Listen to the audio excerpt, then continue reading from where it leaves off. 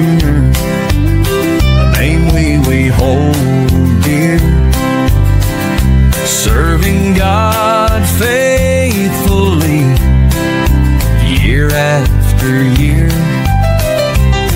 a beacon of hope shining ever so bright, guiding us forward with all of His might.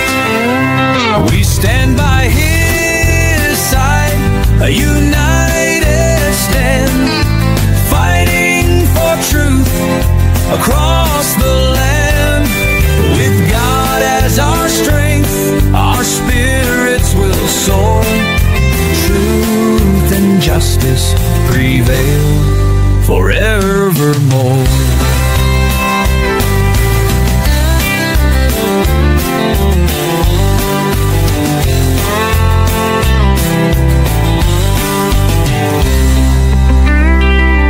We stand by His side, a united stand, fighting for truth across the land. With God as our strength, our spirits will soar.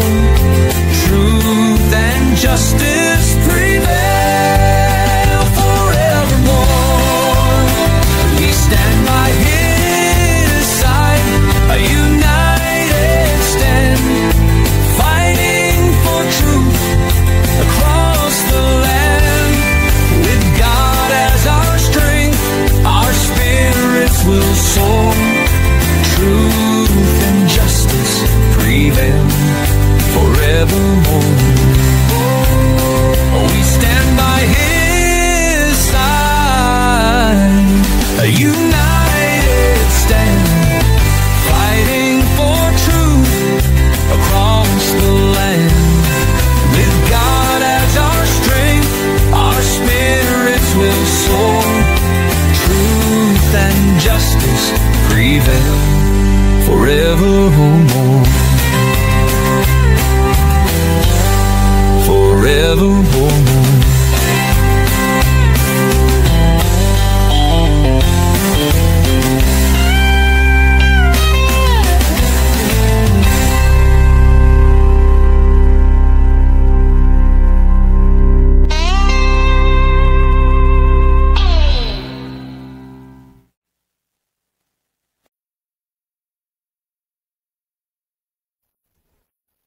Hello, and welcome sa Russia TV mga kapatid, at meron tayong debate na magaganap ngayon between Reformed Baptist Church mga kapatid laban dito sa Seventh-day Adventist Church.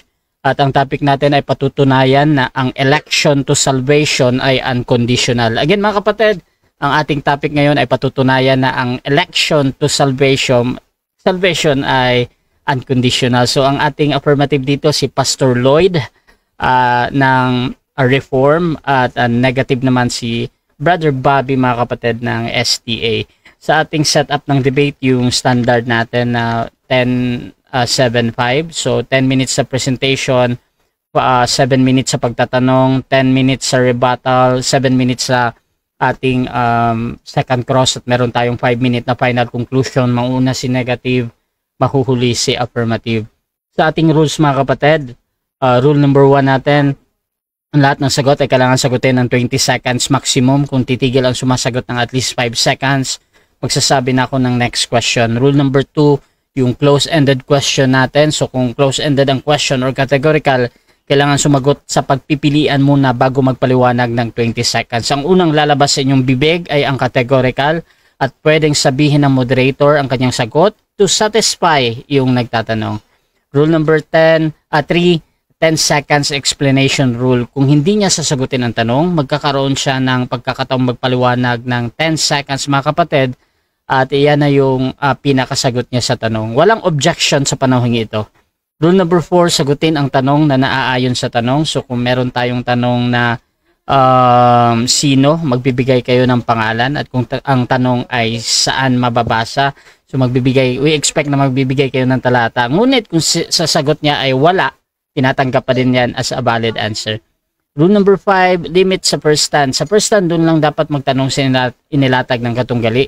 At during first cross-examination, examination, pag sinabi or nabanggit na ang sumasagot na hindi ko pa nilatag yan or mga ganitong kahulugan, automatic next question yan at sa rebuttal, doon na pwedeng itanong ang lahat. Either nilatag or hindi inilatag. Rule number 6, parusa sa 2 warning. Ang debater na makakatanggap ng 2 warning sa akin ay may disiplina yan. So, minus 1 minute sa time. Rule number 7, bawat senaryo ng objection, isang beses lamang maaaring magpaliwanag. Isang objection lang at hindi susundan ng sunod-sunod na objection. At isang clarification lang din every question. At no objection during final conclusion.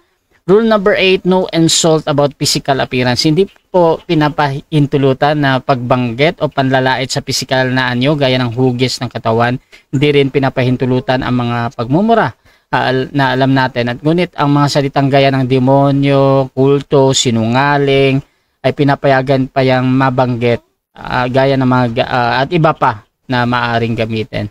Rule number 9, no challenge question. Ito yung mga tanong na kung mabasa ko or paano kung mabasa ko, italo ka na. So hindi ko papayagang maitanong yan kahit pa sumang-ayon yung kabilang panig. Rule number 10, para sa sensitive question, pinapahintulutan na magtanong ng sensitibong paksa o kabilang doon ang personal na buhay. Maaring pumili kung sasagutin o hindi ang tanong. Rule number 11, disconnection time limit. Kapag nag-disconnect ang isang debater, hindi siya nagre-respond, meron akong maximum 7 minutes para makabalik. Rule number 12, moderator special authority. Bilang moderator, may kapangyarihan ako magtakda ng rules na hindi nakasaad sa mga nabanggit. Kung ito lang naman ay kinakailangan. Ang aking pasya ay laging final and executory. Rule number 13, liability disclaimer. Bilang tagapamagitan, ako ay nagsisilbing tagapangasiwa lamang ng debate na ito. At hindi ako responsible sa anumang pananaw, paniniwala o pahayag ng mga debater. Ang mga sagot at opinyon ay pananugutan ng mismong nagsasalita. Hindi rin ako mananagot sa anumang hindi pagkakunawaan, pagkasira ng relasyon o iba pang epekto dulot ng nilalaman ng debate na ito.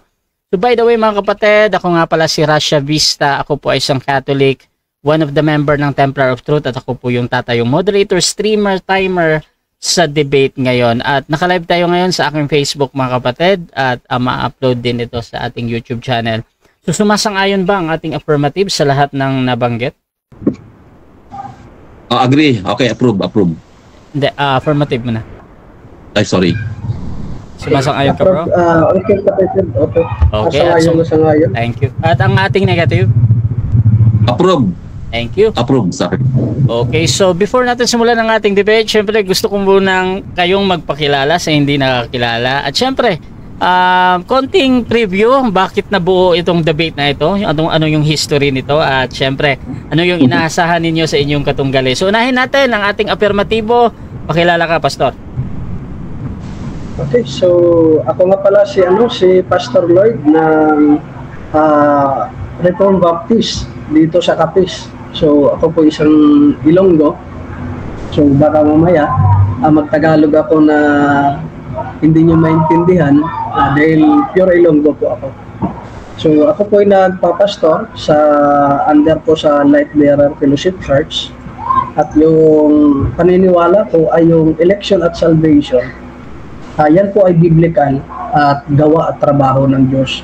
So nagsimula yung aming debate ni ang hirap kasi banggitin brother yung pangalan.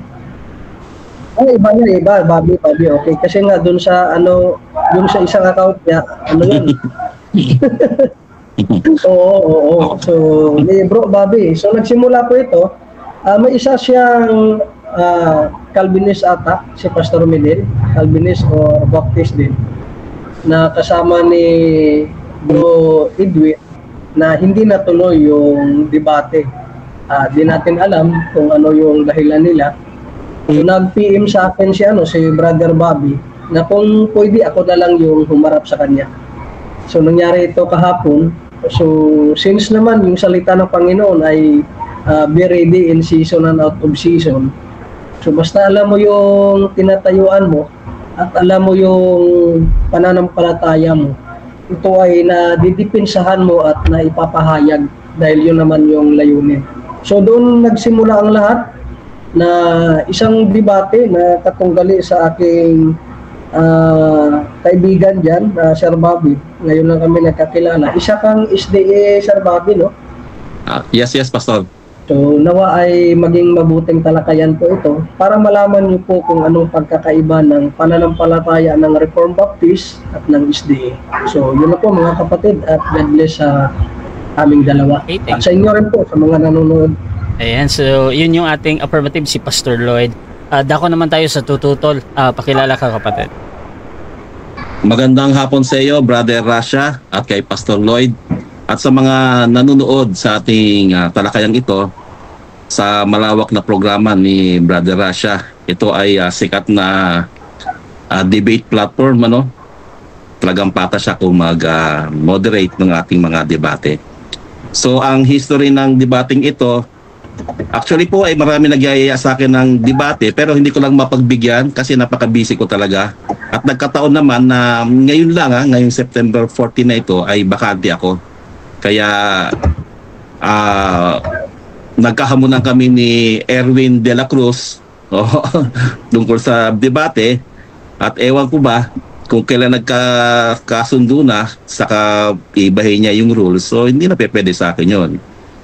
Take it or leave it, yun ang sa akin. At meron naman pong sumalo si Pastor Medel at sinabi niya na ika-cancel na muna yung debate at okay naman sa akin, wala namang problema kung ayaw niya talaga. Pero sa ibang araw siguro, kung lolobin ng Panginoon, hanggang sa may sumalo si Pastor Lloyd. Siya po ang sumalo do sa pagdedebatihan na namin. So yung paksa po natin, tututulan ko lang naman yung sasabihin ni Pastor Lloyd tungkol sa unconditional to salvation is unconditional. So doon lang po ako iikot. At siya nga pala, ako po ay kaanib sa Seventh-day Adventist Church. Ako po ay ordinaryong miyembro at wala po akong pangunahing tungkulin sa iglesia.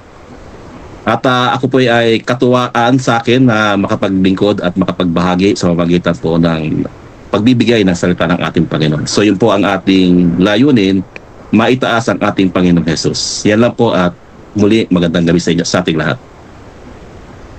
So that is a Brother Bobby din, mga kapatid, ng SDA yung tututol. So umpisahan na natin ang ating debate, mga kapatid, at please share yung ating live streaming ngayon kung gusto nyo or trip nyo yung mga ganitong usapan, mga kapatid.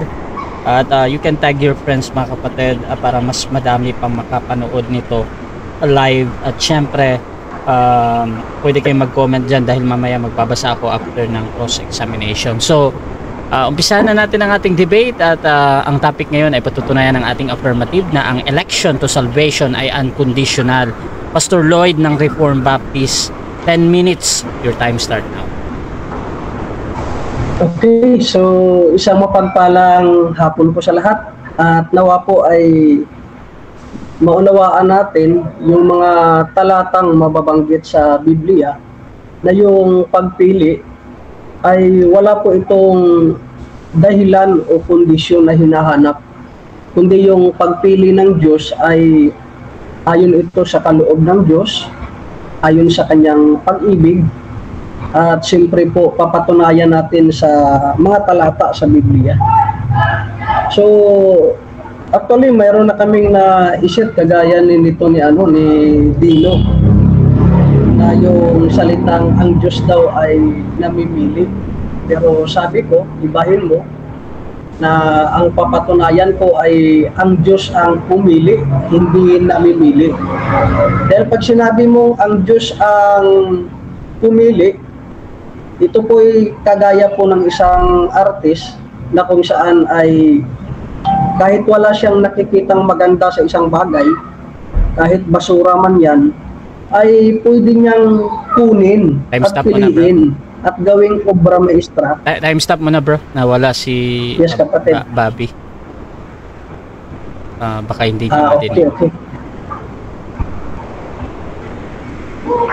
Okay, so tawagan natin si Brother Bobby ulit. Sana ba yun? Call natin. Yan. Cut na.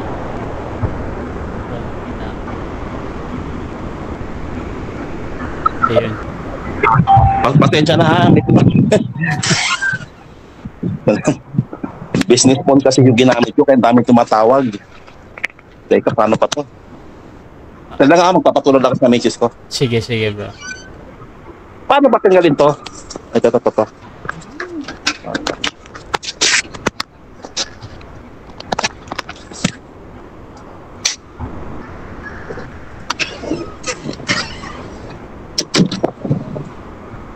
Okay na ba ako? Ang tamo kapatid. Sandali lang ha, ulitin. Okay lang kahit na walang camp, ang importante marinig mo yung ano ko, position.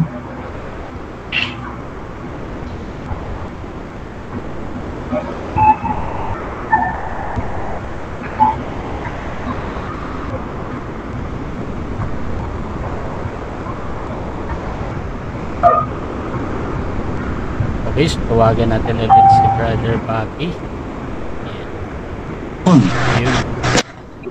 Okay na ba ako? Ayan, kanino naman, Brother. Pasensya na ha. Naku, may tumawag. Pinag ko lang yung cellphone.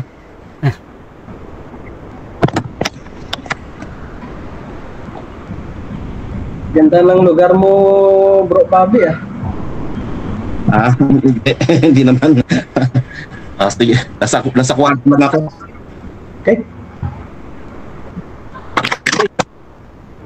Okay, so yun nga, sabi ko na kailangan muna nating alamin yung pumili at namimili. So ginamit ko nga, pag ang Diyos ay pumili, kagaya po yan sa isang artist na kumukuha siya ng isang bagay na wala siyang may nakikitang katangian kung ano mang sa isang bagay.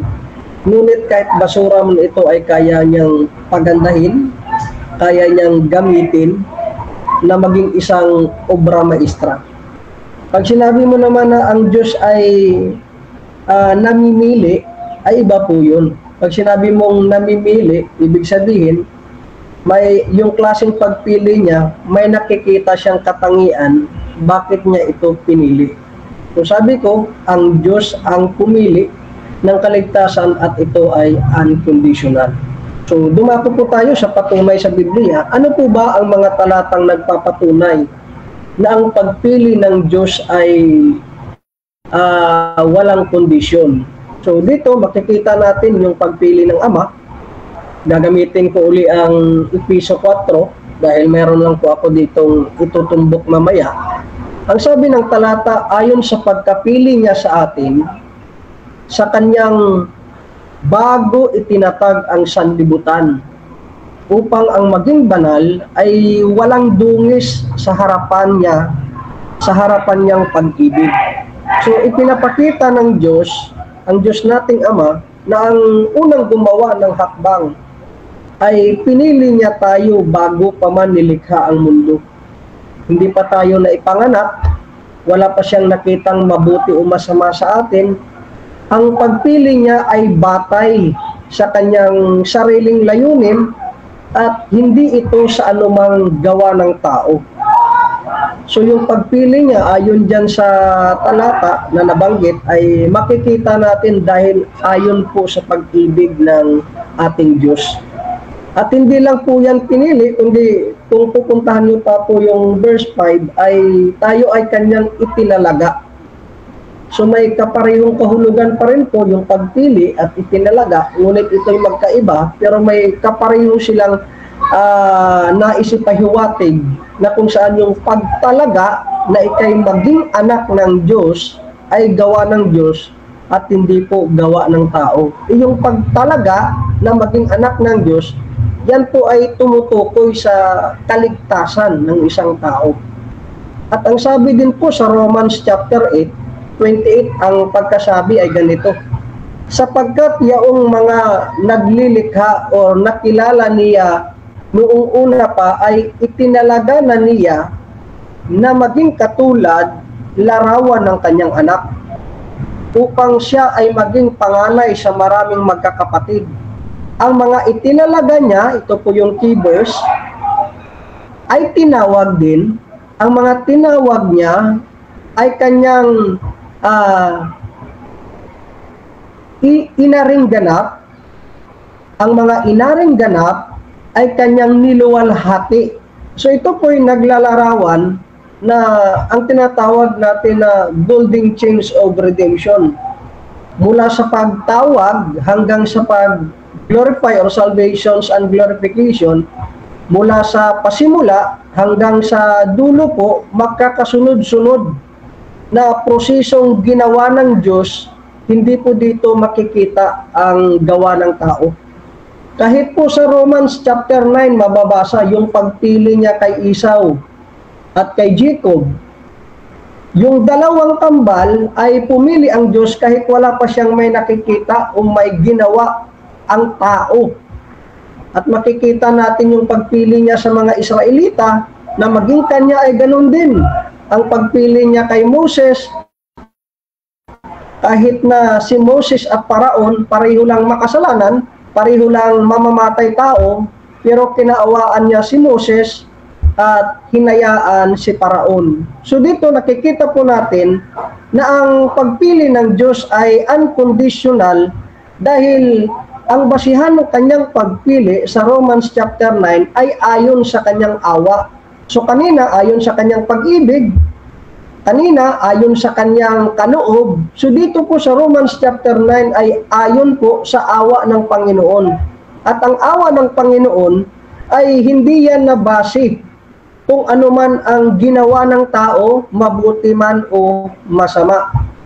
At dito rin po makikita sa John chapter 6, verse 44 na ang pagkasabi po ng salita ay, sino man ay hindi makakaparito sa akin, maliban ng ilapit siya ng Ama na nagsugo sa akin.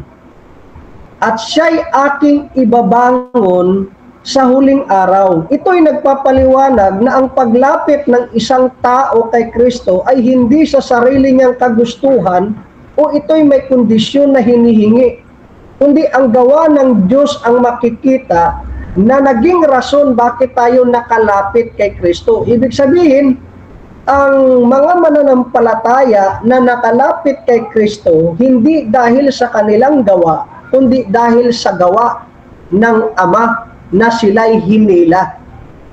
At ang pagkasabi ko doon sa talata, draws him. Tapos, ito po sa 1 Peter chapter 2, verse 9, isa sa pinaka makapangyarihang talata sa Biblia na naglalarawan na may pinili ang Diyos. Ang pagkasabi po ay ganito, ngunit kayo'y isang lahing pinili, isang maharlikang pagkahari, isang bansang banal, isang bayang pag-aari ng Diyos upang inyo'y mahayag ang mga karangalan niyaong tumawag sa inyo mula sa kadiliman patungo sa kanyang kagila-gilalas na liwanag. Nakikita natin na yung pagpili po ng Diyos ay ito po ay tumutukoy hindi ayon sa gawa ng tao. At ayon din po na walang kondisyon, ito'y tumutukoy na may grupo siyang pinili mula sa sanlibutan, mula sa kadiliman at kanyang hinayo papunta po sa liwanag. So isa lang po ritong nakikita nating nagtrabaho kung paano ang isang taong mula sa kadiliman ay napunta sa liwanag. At hindi lang po yan, sa 2 Timothy chapter 1 verse 9 nagsasabi, siya ang nagligtas at tumawag sa atin. Ang pagkatawag ay isang pagpili upang maging banal sa mga tao. Ginawa niya ito hindi dahil sa ating ginawa. So malinaw na ang talatang ito ay nagpapatunay na biblical ang pagpili, na ang Diyos ang pumili at ito'y walang kondisyon na nabanggit. At marami pa po, hindi lang ang Ama ang pumili, kahit si Kristo'y nabanggit din sa Juan 15:16 na ang sabi ay, hindi ninyo ako pinili, kundi pinili ko kayo at inatasan ko kayo na mamunga nang maging mamunga at mabungang manatili sa inyo. Nakikita natin paano mamumunga ang isang tao kung hindi siya ligtas. So yung pagkapili sa kanya, mula sa kaligtasan hanggang siya'y lumago sa kanyang pananampalataya. So dito po, may marami pa po akong ipapakita sa pangalawa kong presentasyon. Hanggang sa muli, dito lang po muna tayo. God bless po sa lahat.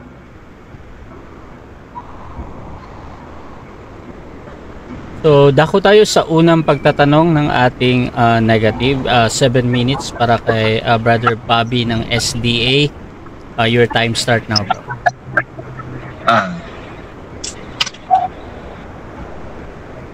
Okay, ang tanong ko ay ganito. Ang sovereign will ba ng Diyos ay kontra sa justice system niya? Yes or no? Hindi po ito nagko-kontra sa kagustuhan ng Diyos sa kanyang tamang... Okay, second question. Putol-putol kasi ka. Okay na. Sige, next question. Okay, next question. Okay.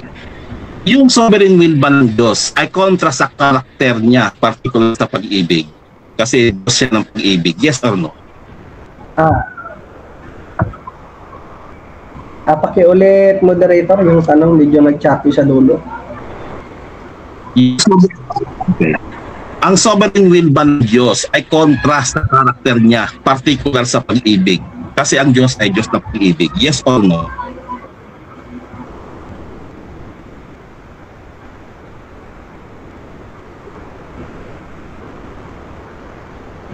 No. Ang kanyang pagpili, nabanggit kanina, ay yung pinili niya ayon sa kanyang pag-ibig. Okay. At dahil sa kanyang pag-ibig, meron siyang pinili. Ayun. Next question po.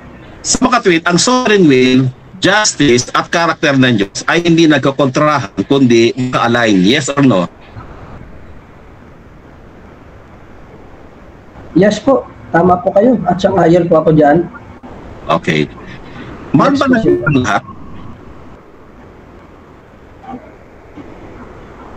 Pag sinabi mong mahal, merong dalawa kasing definition sa amin. Next question po. Okay. Mahal ba ng Diyos ang lahat? Yes po. Mahal po ng Diyos ang lahat. Merong tinatawag na general, yung tinatawag natin na pagmamahal na general at yung tinatawag natin na special. Pag sinabi mong general, na ipapahayag niya yung kanyang pagmamahal sa ulan, sa init, sa hangin na ating natatamo. Pero yung special love, ayun po yung pag-aalay ng dugo ni Kristo para sa kanyang pinili. Ang tawag po dyan ay... Okay. Si Lucifer ba at si Gabriel, mahal ba ng Diyos o pinili ba sila ng Diyos? Yung talata, hindi ko pa nailalatag at hindi kasama sa presentation ko. So, walang talata, tanong pa lang yung yung sinasabi mong election kasi. Na-elect ba si Lucifer at saka si Gabriel?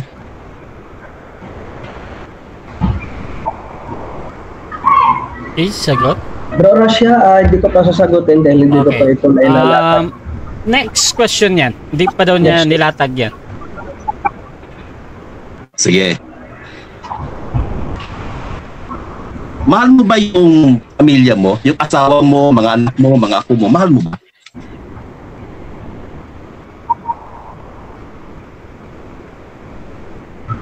Yes, siyempre. Mahal ko po. Sinong ama ang hindi magmamahal sa kanyang sariling pamilya? Next question po. Kung mahal mo ang misis mo, mga anak mo, kung merong hindi pipiliin ng Diyos, sino sa inyo ang huwag na lang sana mapili?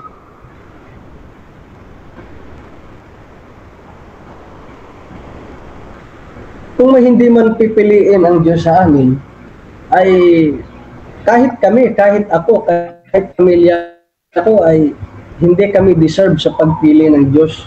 Pero ang batayan po ng kaligtasan namin ay ayon na lang sa awa ng Diyos. Ayun. Dahil kung magiging patas ang ang pagpili ng Diyos ay Okay. So okay lang sa'yo, sa pamilya mo, sa misis mo ay hindi mapili, okay lang sa'yo. Pero mas okay ba sa'yo kung lahat ay mapili?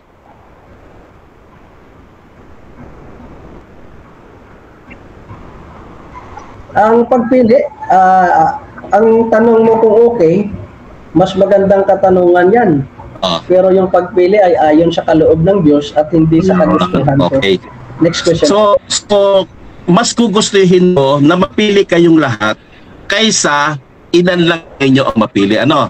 Okay, ngayon ang tanong.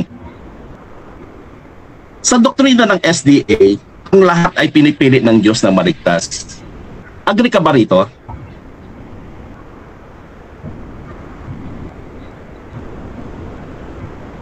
Depende po sa definition. Pag sinabi mong pinipili ng Diyos ang para sa kaligtasan, yes or no? moderator, pakiklaro na lang kung ano. Time stop muna ha. Medyo may delay kasi tayo dito.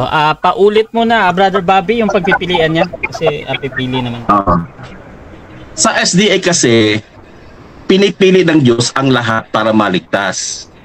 Pero sa inyo kasi, pipili ang Diyos ng ililigtas niya lang.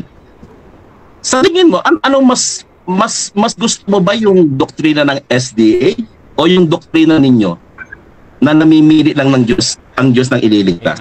Mas gusto mo ba daw yung sa SDA or sa inyo?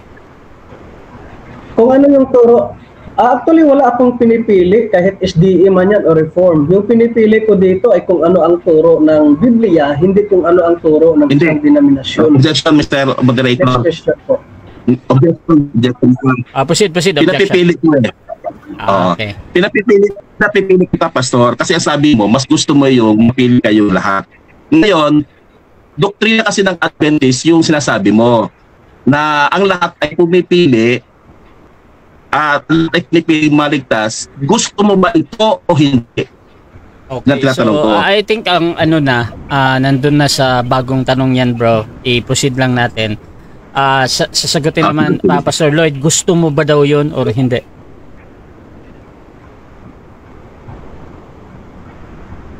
Kung may pagpapilian, gustong-gusto. Okay, so mas gusto mo yung aral ng Adventist. Okay, next. Kung ang Diyos ay pipili ng kanyang mailigtas, yung hindi mapipili, pababayaan niya, di ba? Yes or no? Correct po. Yes po. Okay. Yung hindi mapipili, sigurado mapapahamak, tama? Yes po. At walang kondisyon ang Diyos sa kanyang pipiliin, tama? Yes po. Correct. Ayun po at yan wala ring kriteria. At wala ring kriteria, tama? Yes po. Tama? Correct po. Okay, ngayon ang tanong ganito. Wait lang, Brother Bobby. Wait lang, bro. Baka nararapid question mo si Brother Pastor Lloyd ha. So meron ka laging Pastor 20 segundo na pagpapaliwanag. Pastor Lloyd, proceed ka lang. Okay. Next question ba? Okay, proceed. Kung ang Diyos pala ay walang kondisyon at walang kriteria, sa makatwid, hindi mo pa alam kung ano ay napili para sa kaligtasan. Tama mo eh? Mali po. Dahil po yung pagpili sa kaligtasan ay malalaman sa pamamagitan ng kanilang bunga at sa kanilang So, sa makatwid, malalaman ang pinili sa kanilang mga gawa. Sa Adventist din, malalaman sa mga gawa. Sa makatwid, itong sinasabi mo ay sinasabi ng Adventist. Okay, so dyan nagtatapos mga kapatid ang unang pagtatanong ng ating affirmative sa negative at dako tayo sa negative sa affirmative. Dako tayo sa negative first presentation, pero bago yan, shoutout ko na kay Pastor Jermel Amlon na nasa live. Ang sabi niya, ang pagpili ay sa Diyos, hindi si Lloyd ang pipili. Naku naman. Shoutout din kay Avila Leonard, logic lang ang ginamit niya. Shoutout din kay Erwin de la Cruz, walang kwentang mga tanong ni Bobby. Shoutout din mga kapatid dito kay Emi Alfonso, ayan na din mga matinik na tanong ni Brother Bobby. Shoutout din kay Erwin Veloso, Erwin, ngayon kaya nga iba na kalaban niya kasi ayaw mo, diba? Sang-ayon sa oras ni Bro Bobby, kaya sino ngayon ang sinungaling? At shoutout din kay Emi Alfonso, dito ko Barber Erwin, ang claim nitong si Westlake sa debate nila. Ayan, mawala yung comment. Nila ay masunurin daw siya sa 10 utos. Bakit nuknukan ka ng sinungaling, Bobby? Sumunod ka sa 10 commandments, saan ka kumuha ng kapal ng mukha? So mga kapatid, dako tayo sa ating first presentation, Brother Bobby ng SDA. Your time start na. Ayun, so maraming salamat, brother na siya. Pinakamaganda sa narinig ko sa kanya sinabi, nung pinapili ko siya. Pwede pong bro, sa camera mo, bro, medyo itayo mo ko. Yan. Para... Teka. Oo. Sige, mo muna. Kasi lobat hindi siya may ayos eh. Sige. Lobat ako. Gusto ko lang yung sa buo makita yung buong mukha mo, bro, para medyo maganda sa camera. Ayan. Masabi mo sa charger? Oo. Kailangan masabi sa charger. 20% na lang ako. Sige. Masabi sa charger pagka tinilt ko pa eh. Sige bro. Kung ano lang yung makakaya, bro. Kung ano lang yung makakaya. Ganyan, pwede ganyan. Di ba? Hindi, nakabaliktad siya, bro eh. So, ganun na lang, bro, kung ano yung kaya niya, bro. Naka-charger ka pala. So, ano lang yung kaya? Yan ang kaya niya. Sige, bro. Proceed, bro. Pinaka gusto ko doon sa sinabi niya kanina na pinapili ko kasi siya eh. Kasi ang Diyos niya namimili kung sino lamang ang ililigtas. At yung Diyos ko hindi namimili kung sino ang ililigtas kasi ang lahat ay ililigtas niya. At ayon kay Pastor Lloyd, mas gusto niya yung doktrina ng Adventist na ang lahat ay pinipili para maligtas. Para yung pamilya ni Pastor Lloyd ay maligtas lahat. Diba? So doon lamang ay pinapakita na ni Pastor Lloyd na mas gusto niya talaga ang doktrina ng Adventist. At welcome ka namin, Pastor, sa simbahan ng Adventist. Okay? So ngayon naman ay patutunayan ko sa inyo ang 6 na dahilan kung bakit ang doktrina elected salvation ay hindi sa Diyos. Bakit? Una, ang doktrina ng election of salvation ay unconditional. Ito po ang pinakamangmang na doktrina na narinig ko. Alam niyo bakit? Kasi kung ang Diyos ay pipili na kanyang ililigtas, di dapat piliin na lang ang lahat para magligtas ang lahat, diba? Kaya nga sabi sa Tito 2:11, sapagkat napakita ang biyaya ng Diyos na may dalang kaligtasan kanino? Sa lahat ng mga tao. Kaya kung tatanungin natin ng Biblia, sino ang gustong iligtas ng Diyos? Lahat ng tao. Yun ang kanyang kagustuhan. Bakit na kasi mamimili pa ang Diyos ng kanyang gustong iligtas? Di ba? Ano ba namang klase yun? Ikalawa, mahal daw ng Diyos ng Calvinist ang lahat. Mahal ang lahat? Bakit meron siyang iimpyernuhin? Di ba?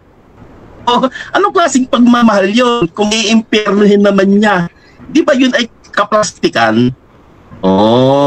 Maliwanag sa Biblia, John 3:16, sapagkat gayon na lamang ang pagsinta ng Diyos sa sanglibutan na ibinigay niya ang kanyang anak upang ang sino mang sa kanya'y sumampalataya ay huwag mapahamak kundi magkaroon ng buhay na walang hanggan.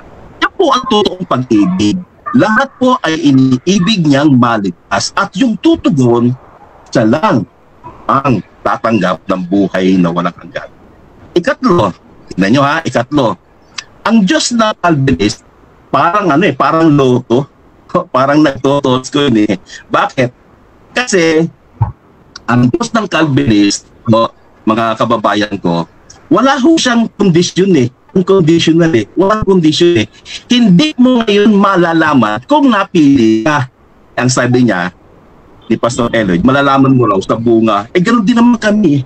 Nalalaman namin ang bunga. At ang dahilan ng aming pagkaligtas. Kaya kami mga SDA, nalalaman ho namin dahil Alam namin ang kondisyon ng kaligtasan at ang ebidensya na tayo'y ligtas na. Sa doktrina ng Calvinist po, ang nalalaman lang ho nila pagbumunga. Pagbumunga. Pero yung kondisyon kung bakit ka naligtas, hindi ho na nalalaman yung kasi sa kanila unconditional eh. Kaya itong mga Calvinist, nagbabakasakali na lang ho ito. Nagbabakasakali na lang ito na napili sila. Ayun. Kaapat. Ang Diyos ng Calvinist, parang lumalabas na, loko-loko. Parang Diyos ba ni Erwin de la Cruz? Bakit? Tingnan nyo ha. Kung namimili ang Diyos ng kanyang ini-elect niya yung kanyang ililigtas, bakit ipangangaral pa ang ebanghelyo sa lahat ng tao? Sa buong mundo? Bakit pa? Bakit pa ipangangaral kung nakapili na pala siya ng kanyang ililigtas? Diba? Ikalima, ang Diyos ng Calvinist, parang Diyos na salbahe. Bakit? Paano ko yung misis mo, pastor? Gusto niyang maligtas, pero hindi naligtas kasi hindi napili. At ang naligtas pa si Amlon. Si Pastor Amlon na kahit mambabae, ligtas pa rin daw siya. Ito klaseng hustisya yun, di ba? Last. Ang Diyos ng Calvinist, lumalabas na Tuesday. Bakit? Kasi namimili lang siya kung sino ang kanyang ililigtas. Namimili lang siya. Sa Biblia hindi ganun. Sa Roma 2:11, sapat walang tinatangi ang Diyos. Sapagkat walang tinatangi ang Diyos sa mga tao. Ibig sabihin, hindi namimili ang Diyos kung sino lamang ang kanyang ililigtas. Wala siyang tinatangi. Kundi ang lahat ay maligtas. Bakit? Diyos siya ng pag-ibig. At ibig niya na ang lahat ay maligtas. At kung sino ang kasampalataya, siya lamang ang magkakaroon ng buhay na pamilya. Kaya mga kababayan ko, anong klaseng Diyos meron ang Calvinist? Una, mangmang. Kasi pili, dapat piliin niya na lahat para wala sanang debate ngayon. Di ba? Ikalawa, plastic. Inibig ang lahat, pero mapapahamak yung iba. Ipapahamak niya rin pala yung hindi niya napili. Ikatlo, ang Diyos po ng Calvinist, parang Tosco, parang Loto. Hindi mo alam kung ikaw ba ay napili o hindi. Hindi naman sabihin yung bunga makikilala. Madali lang yung magpanggap. Madali lang. Ikaapat, ang Diyos ng Calvinist, parang loko-loko. Parang Diyos ni Erwin de la Cruz to. Bakit? Pangaralan daw ang buong mundo. Pero yung pala, meron na siyang listahan ng ililigtas. Ano yun? Nakikipaglokohan ng Diyos? Ano pa? Ang Diyos ng Calvinist ay salbahe. Bakit? Gusto mong maligtas, hindi ka niya ililigtas? Ano yun? Ano yun? Pero ang Diyos ng Biblia ay kabaliktaran. Diyos ng hustisya, pag-ibig at katiyakan ng kaligtasan para sa lahat. Kaya mga kababayan, huwag tayong malinlang. Ang kulay ng Diyos ng Biblia ay nagmamahal sa lahat na nag-aalok ng kaligtasan ng lahat at nagbibigay ng tiyak na buhay na walang hanggan sa lahat ang tatanggap kay Kristo. Tapos na ba? 10 minutes ko, kaya siya?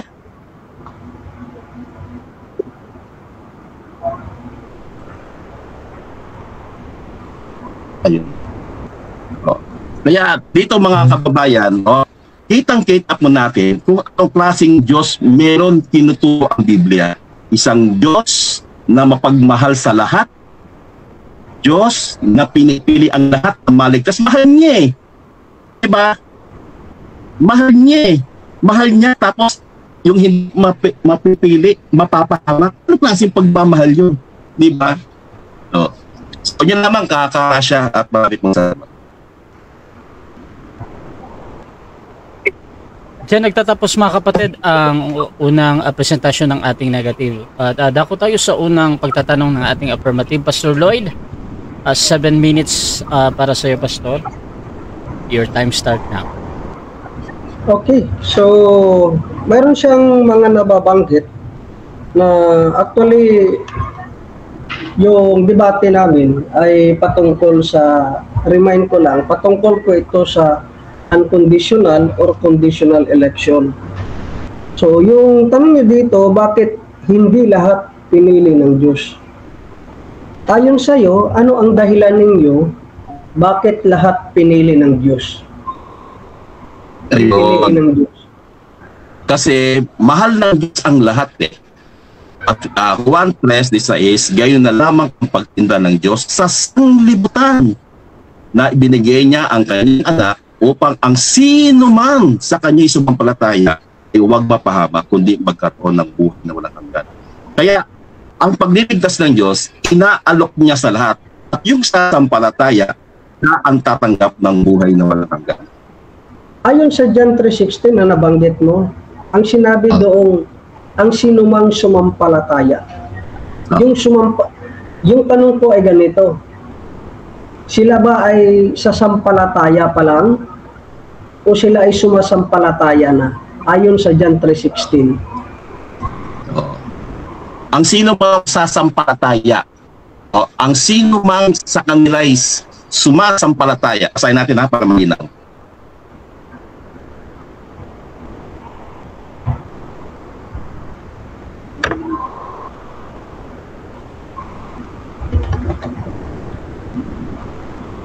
Sapagkat na lamang ang pagsinta ng Diyos at ang libutan ng ibig. Next question na, 20 seconds.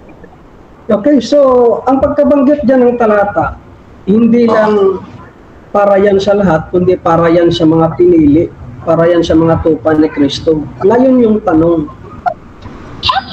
sa nabanggit po sa talata, sa John 3:16, na sino mang sumampalataya, yan ba ay para sa lahat or para lang sa mga tupa ni Kristo? Para po sa lahat yan. Kaya sabi, gayon na lamang ang pag-ibig ng Diyos sa sanglibutan. Ibig sabihin, yung sanglibutan na yun, mahal ng Diyos yun.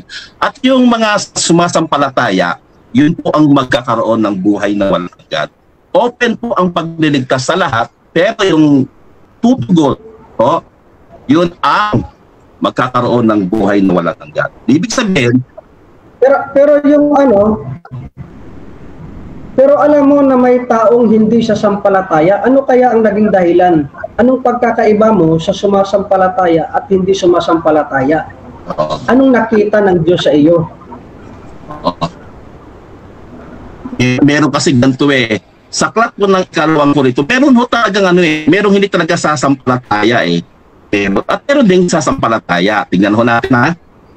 Unang Korinto 15:2, sa pamamagitan naman ito iligtas kayo kung matayagan ninyong iniligtas ang salitang ninyo. Objection, Pastor Lloyd, ano yan? Sagutin niya muna ng diretso yung ayon po sa tema natin sa paksa, yung tanong ko. Ano ang nakita niya sa kay Brother Bobby, bakit ang kanyang pinili? Okay, so ang objection mo, again, yung in-emphasis po yung tanong mo, yung ano yung nakita. Brother Bobby, meron ka bang counter-objection or hahatol na ako dito sa objection na to? Sasagutin ko lang naman. Okay. So, ganito. Ang tanong dito is papaano. Open-ended question naman ito, need ng explanation. Pero lahat ng sasabihin ni Brother Bobby dito, how he explained, yun talaga yung sagot niya. At even pa ito ay tama or mali. So, Brother Bobby, proceed ka. 20 segundo. Paano daw, Brother Bobby? Paulit. Time stop. Paulit. Ano ang kondisyon ng Diyos na nakita sa inyo? Bakit ikaw ay kanyang pinili? Wala silang pag-ibig sa Diyos eh. Kaya ayaw nila sumampalataya. Tingnan po ninyo ha. Ano ang kondisyon? Bro, wait lang, Pastor Lloyd. Sorry. So sumasagot na siya, bro. Yung pag-ibig daw ng Diyos. Proceed lang, Pastor, Brother Bobby. Oo, wala kasi silang pag-ibig sa Diyos, kaya ayaw nila sumampalataya. Sila yung mga nahasik doon sa batuhan, hindi sila tumubo ng mainam. Kaya sa unang Korinto 15:2, sapagkat sa pamamagitan ito ay ligtas kayo kung matiyaga ninyong iniingatan ang salita na ipinangarap sa inyo maliban lang kayo'y nagsisampalataya na wala kabuluhan. Walang kabuluhan kasi isa napili. Yung unang kondisyon na hinihingi ng Diyos para ikay piliin, una pag-ibig, pangalawa ano? Itutugon dapat. Tutugon. Pangatlo ano? Tutugon siya. Yun ang tandaan niyan. Mayroong freedom of choice ang tao. Yun lang. So, may freedom. Yung tanong ko, taklat ng Deuteronomy so 30 verse 19. Kasi na, di pa tapos. Ako yung tanong. Sinusundan kita. So, ang Diyos ay pumili dahil sa ikay umibig sa Diyos, ikaw ay tumutugon sa Kanya, ano pa, sabi mo wala na? Mayroon pa ba o wala na? No. Gato sagot ko. Ang sagot ko, kaya ang tao ay mayroong free will. May free will ang tao na pinili sa Diyos. Kaya sabi sa Deuteronomy 30 verse 19, na ito ang pagpapala, ang sumpa, ang buhay at kamatayan, piliin mo ang buhay upang ikaw ay mabuhay. Kaya ang tao po, meron mong pagpili. So yung moderator, yung tinatanong ko dito ay ang kondisyon na hinihingi ng Diyos sa pagpili sa Kanya. So dalawa lang nabanggit niya, pag-ibig, at ang isa ay pagtugon. May pangatlo pa ba? Yun na nga po, generalize ko na ho. Yun na ho, free will. Okay, so ayon dito sa nabanggit mo, para sa inyo, ano po ba yung kaligtasan? Sa pamamagitan ng gawa o ito'y biyaya ng Diyos? Ang kaligtasan po, ayon sa Exodus 8, ito ay grace through faith. Grace through faith. So yung pag-ibig, ano po yung sagot? Anong sagot po ninyo? Yan po ba ay ayon sa biyaya o ayon po sa gawa? So yung sagot nyo ay biyaya. Grace. Yes, grace. Yung pag... Okay. Kasi tapos sa 20 seconds eh. Nasa 10. Hindi.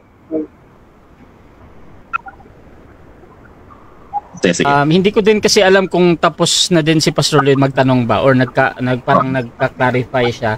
Pero Pastor Lloyd, ituloy-tuloy mo yung tanong mo bro kasi kahit clarificatory na question yan, 20 segundo lagi kay Bobby yan ha. So pakiulit nga yung tanong mo, Brother Pastor Lloyd. So dahil sumagot ka na ayon sa biyaya, yung pag-ibig at yung pagtugon gawa ba ng tao o biyaya? Yung pagtugon? Ang sabi mo, yung kondisyon, kaklarohin ko lang, moderator. Okay, time stop, paklaro.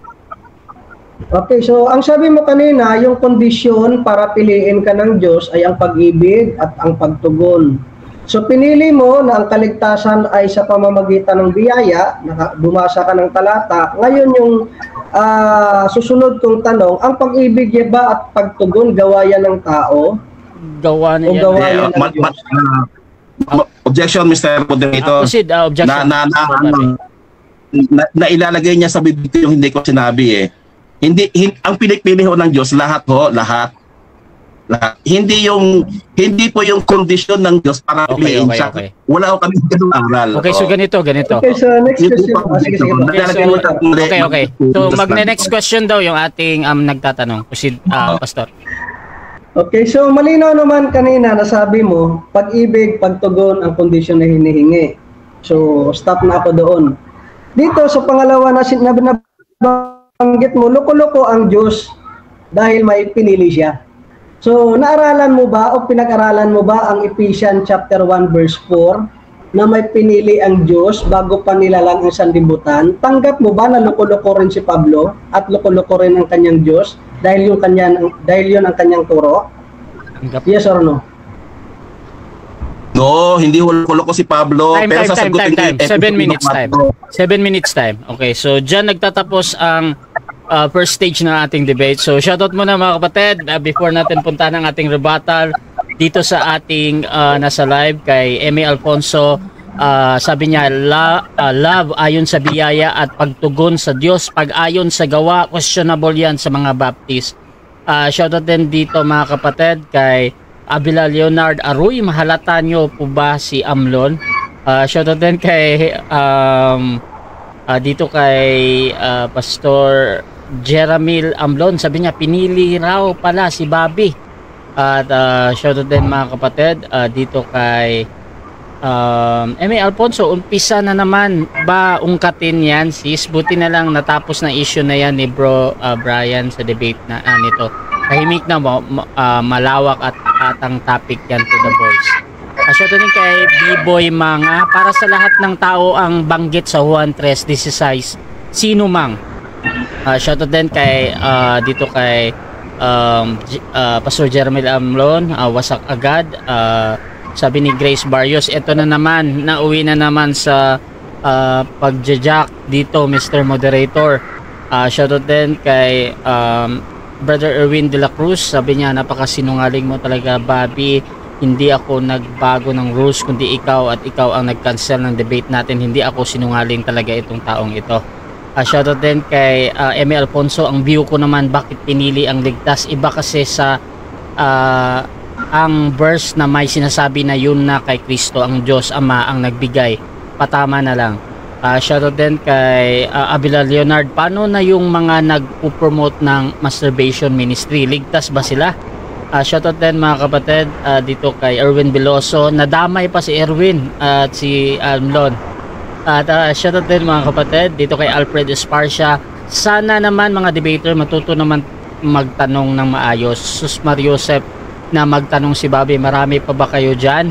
At shoutout din mga kapatid dito kay so sila lang to. Mga kapatid, tuloy-tuloy lang tayo dito at rebuttal stage. Pastor Lloyd, proceed bro, 10 minutes. Okay, so kanina tinanong ko si Bobby na sabi ko, anong kondisyon kung ba't siya pinili ng Diyos? Ang sagot niya, dahil siya ay umibig sa Diyos. Pero ang sabi ng Biblia, hindi tayo ang unang umibig, siya ang unang umibig, kaya inibig natin siya. So isa pa lang po yun. Tapos pangalawa, sabi niya, ang kondisyon bakit siya pinili ng Diyos ay ang kanyang pagtugon. So yung kanyang pagtugon, sinasabi ko na yan po ba ay gawa ng, or dahil po ba sa biyaya, o yan po ay gawa. So sabi niya naman biyaya, pero binawi niya at hindi siya sigurado kung ito ba ay biyaya o gawa, dahil siya naman yung tumugon. So mamaya ipapaklaro ko po sa kanya, hindi na para ipitin siya, pero malinaw na sa kanyang sinabi ay mayroong kondisyon na hinihingi ang Diyos kung bakit siya pinili. Pero kung pag-aaralan mo ang Efeso 1:4, na kung saan ang sabi ng talata, ayon sa pagkapili niya sa atin bago pa inilatag ang sanlibutan upang tayo'y maging banal at walang dungi sa harap niyang sa pag-ibig. Ang dahilan ng pagpili ng Diyos hindi dahil sa pag-ibig ni Bobby, kundi dahil sa pag-ibig ng Diyos sa atin. At yung salitang pag-ibig o yung tinatawag kong pag-ibig, ito po ay agape. So ang agape na to ay manggagaling lamang sa Diyos, hindi sa tao. Dahil yung pagmamahal ng tao ay iba kaysa sa pagmamahal ng Diyos. Unless lang aaminin niya na ang pagmamahal na inirespan niya sa Diyos ay nanggaling sa Diyos bilang isang regalo, doon ako papaniwala sa kanya. Pangalawa, ayon po sa Efeso 1, ang pagkabanggit po doon ng pagkapili ay kung saan ito po ay eklego. Pumili mula sa upang palabasin sa isang malaking grupo. Ito po'y tumutukoy at pinanggalingan din po ng eklesia. So ibig sabihin, yung pagtawag sa'yo, yung pagpili sa'yo, hindi ayon yan sa kagustuhan ng tao, sa pananampalataya ng tao, kundi ayon po yan sa Diyos. Dahil ang magpapatunay na talata, hindi ka pa naisilang, pumili na ang Diyos. Wala po yung kondisyon na hinahanap ang ating Panginoon. At nung sinabi ko sa kanya, dahil yung ayon po sa Ephesians chapter 1 verse 4, ang Diyos ay pumili. So sabi niya kanina, loko-loko ang Diyos dahil pumili ito na walang kondisyon. Kaya ang sagot ko sa kanya, loko-loko rin ba yung Diyos ni Pablo na nagsabi na ang Diyos ay pumili? At hindi lang po yan. Dahil mababasa rin sa Gawa 13:48, mayroong pinili ang Diyos. At yung mga piniling iyon ay nanampalataya sa Kanya. Ano yung nauna? Yung pagsampalataya o ang pagpili ng Diyos? Ang nauna ay ang pagpili ng Diyos, kaya sila sumampalataya. Wala po dong kondisyon na tinatawag. Sa pag-aaral, ang tawag po doon sa pananampalataya ng tao, hindi kondisyon, kundi resulta ng pagpili ng Diyos. Ito po ang pagkasabi. So, ayon po dito sa talata, nang marinig ng mga hintil at natuwa sila at niwalahati nila ang salita ng Panginoon at ang lahat ng mga itinalaga sa buhay. Ano ang nauna? Ang pagtalaga sa buhay. Hanggang ay sila'y sumampalataya. So, malinaw sa talata na ang pagsampalataya ay resulta ito ng Diyos. Hindi kondisyon na kanyang hinihingi na dahil sumampalataya ka, pipiliin kita.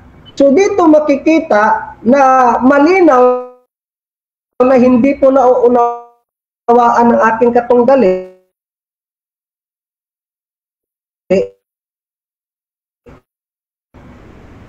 na sasabihin niyang loko-loko ang Diyos dahil may pinili. Iloko-loko rin ba yung Diyos na nabanggit dito na pinaglilingkuran ni Pablo na mayroon siyang pinili? At pangatlo, yung sinabi niyang salbahe ang Diyos. Salbahe ba ang Diyos? Pag sinabi mo sa Romans chapter 9, hinayaan yung mga Ehiptohanon at niligtas yung Israelinhon, hinayaan si Paraon at niligtas si Moses, hinayaan si Esau at kanyang inibig si Jacob. Salbahe ba ang Diyos? Salbahe pala yung Diyos na pinaglilingkuran ni Pablo, na ang sabi niya, wala pang nagawang mabuti o masama, ang kambal ay pumili na ang Diyos. So, dito po malinaw na nagpapaliwanag na hindi po yan salbahe ang Diyos, hindi po yan choosy ang Diyos, hindi po yan loko-loko ang Diyos, hindi po yan mangmang ang Diyos. Pwede niyang iligtas ang lahat, ngunit kung hindi niya man ililigtas ang lahat, ito po ay ayon sa kanyang awa at hindi sa gawa ng tao. Kung ililigtas niya man ako o ang pamilya ko, yan po ay dahil kinaawaan ako ng Diyos. Hindi kung sino akong matuwid, hindi kung sino akong umibig sa Kanya, hindi kung sino ako ang tumugon. Dahil yun po ang pagkasabi sa talata, kaaawaan ko ang gusto kong kaawaan. At kung itatakwil niya man ako, kahit 1,000 beses man, yan po ay nararapat sa akin dahil ako po isang makasalanan. Dahil ang kabayaran ng kasalanan ay kamatayan. Ngayon ang pagkasabi niya, loko-loko at mga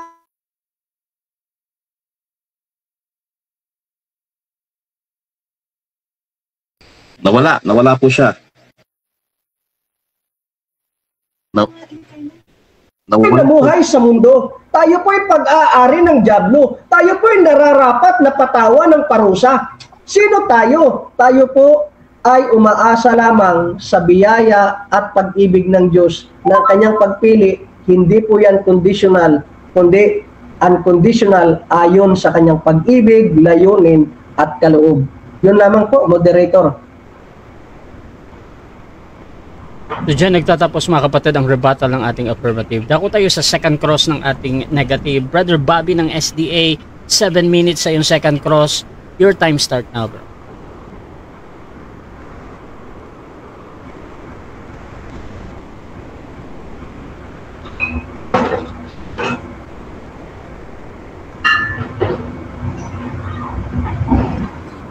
Okay, ito po ang tanong.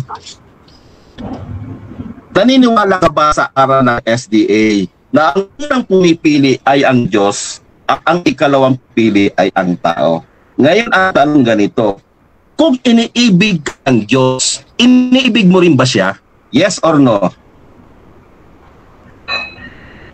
Yes po, dahil po yung pag-ibig na yan ay nanggaling sa Kanya. Una niya kang inibig at ang dahilan bakit kaya inibig dahil pinagkalooban ka ng pag-ibig na nanggaling sa Kanya. Ayun. Okay. So sang-ayon ka sa doktrina ng SDA na ang unang pumipili ay ang Diyos at ikalawa ay ang tao. So agree ka doon? Yes or no? Hindi po, dahil yung paniniwala ng SDA, yung sa kaligtasan, ayan po ay conditional.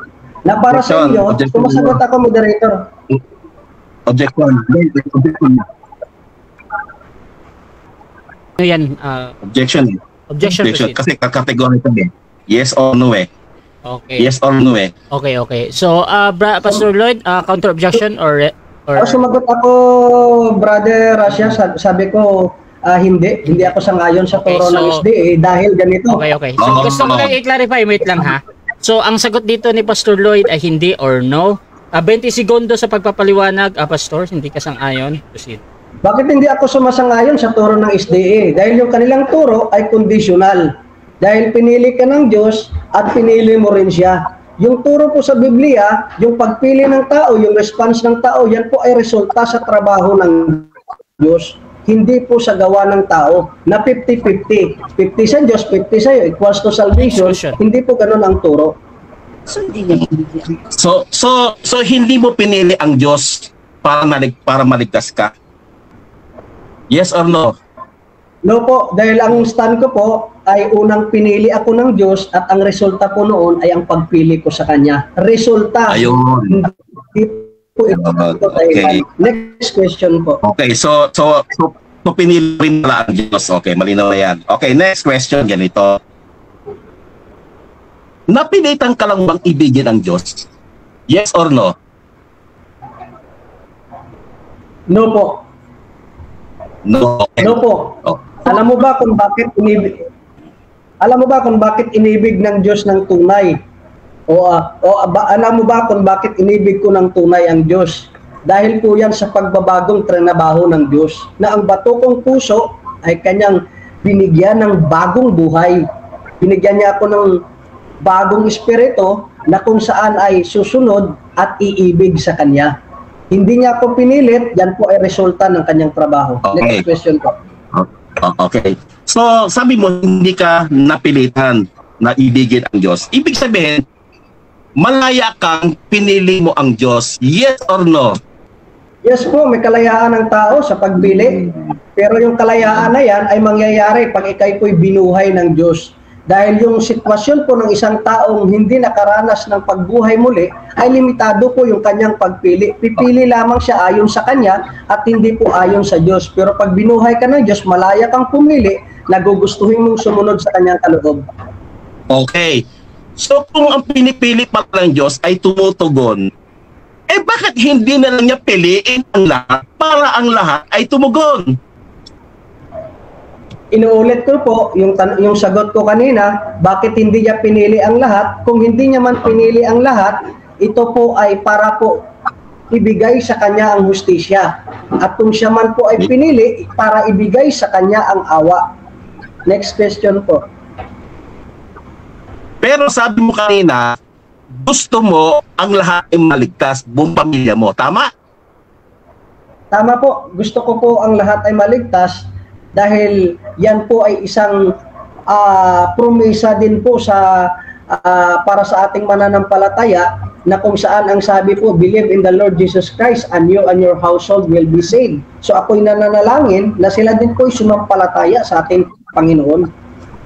So ano ang bisa ng panalangin mo kung napili na pala ang Diyos nung una pa bago pa sila ipanganak?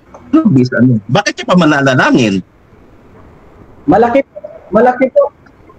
Malaki po ang bisa ng pananampalataya dahil yung pinili ng Diyos ay bibigyan niya ng pananampalataya.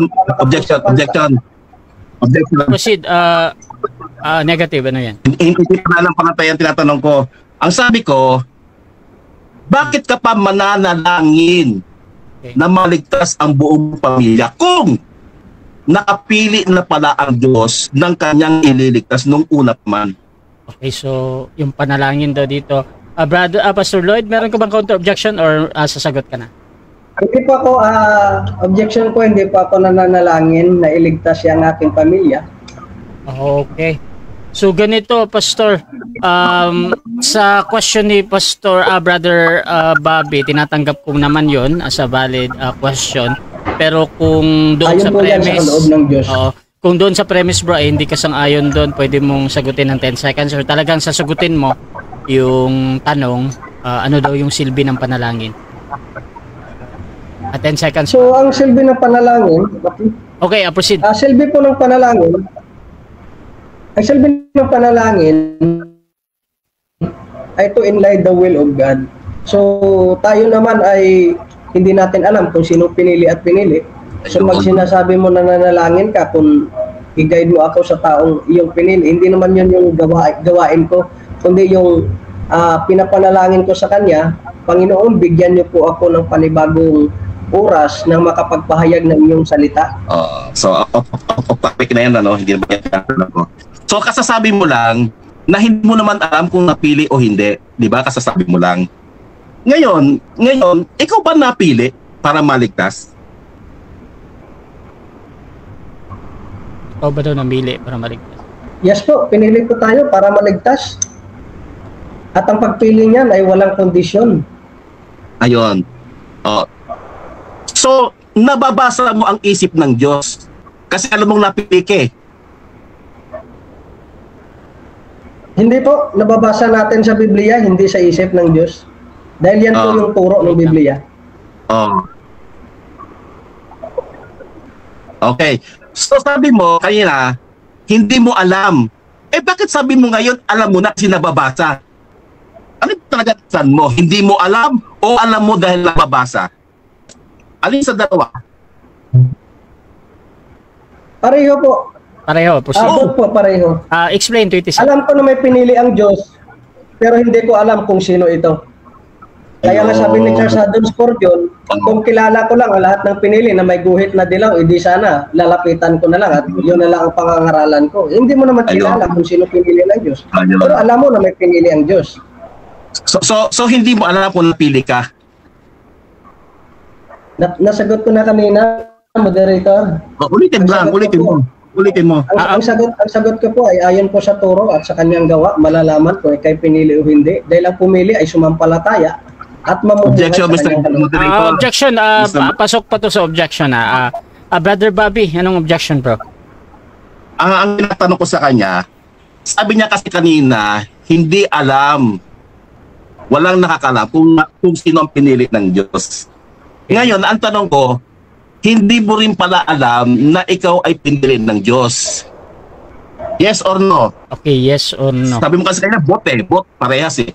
Ngayon, lilinawin ko, yes Moderator, or so no, alam mo ba o hindi? Okay. Brother Pastor Lloyd, anong counter-objection mo doon? Mayroong dalawa siyang pinupunto.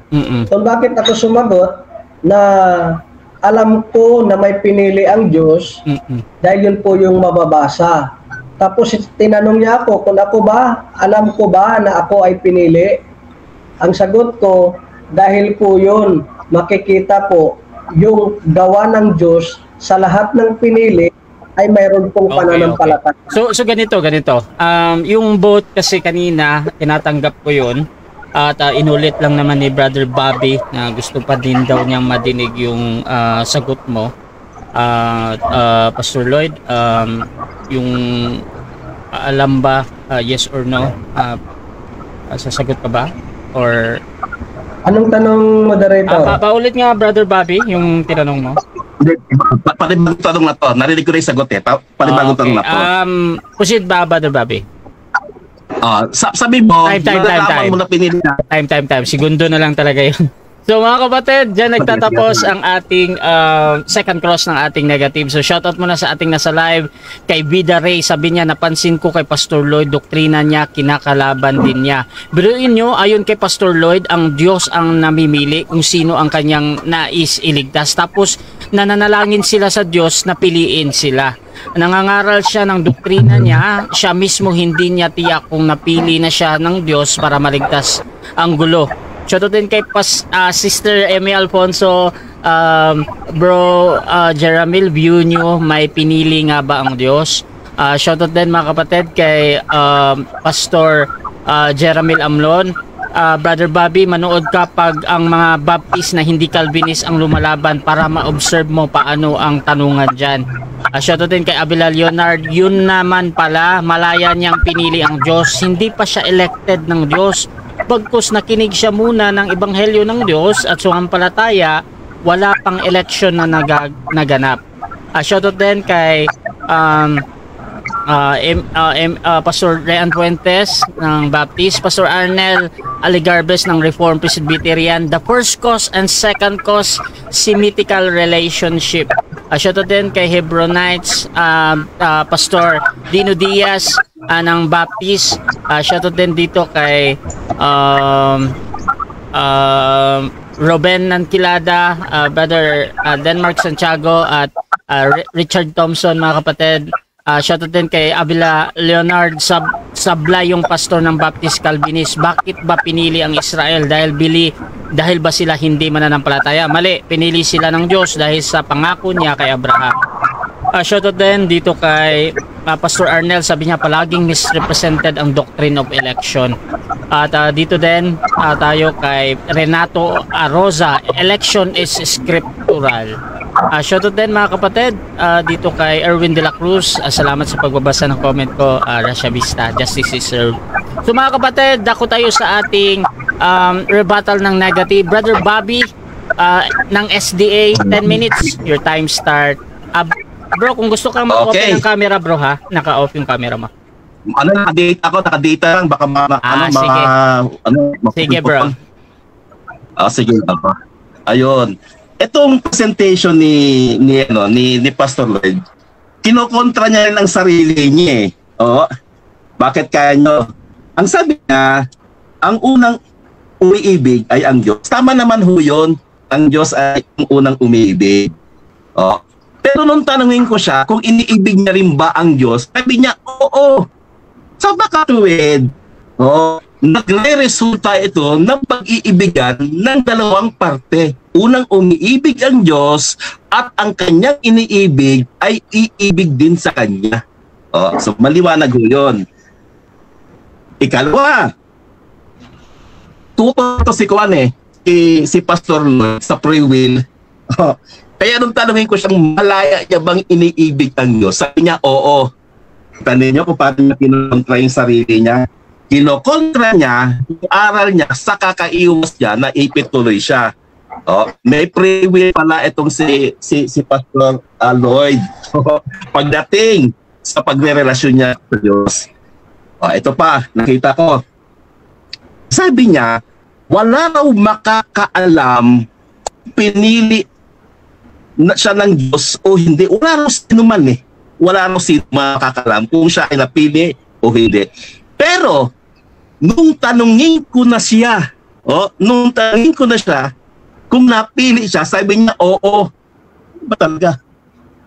Ano ba talaga, Pastor Lloyd? Alam ng Diyos o hindi alam ng Diyos? Ano ba sa dalawa? Ngayon, kung hindi pala alam ng sino man, kung sino ang pinili ng Diyos, sa makatuwid, hindi mo alam na yung inaaniban mong iglesia ay maliligtas. Tama, mali? Di ba? Hindi mo kasi alam Sabi mo, hindi mo alam kung sino ang pinili ng Diyos. Sa makatuwid, yung inaaniban mo mismong iglesia, hindi mo ngayon alam kung maliligtas ba sila o hindi. Ano pa? Sinabi pa niya na siya ay nananalangin sa Diyos. Ha?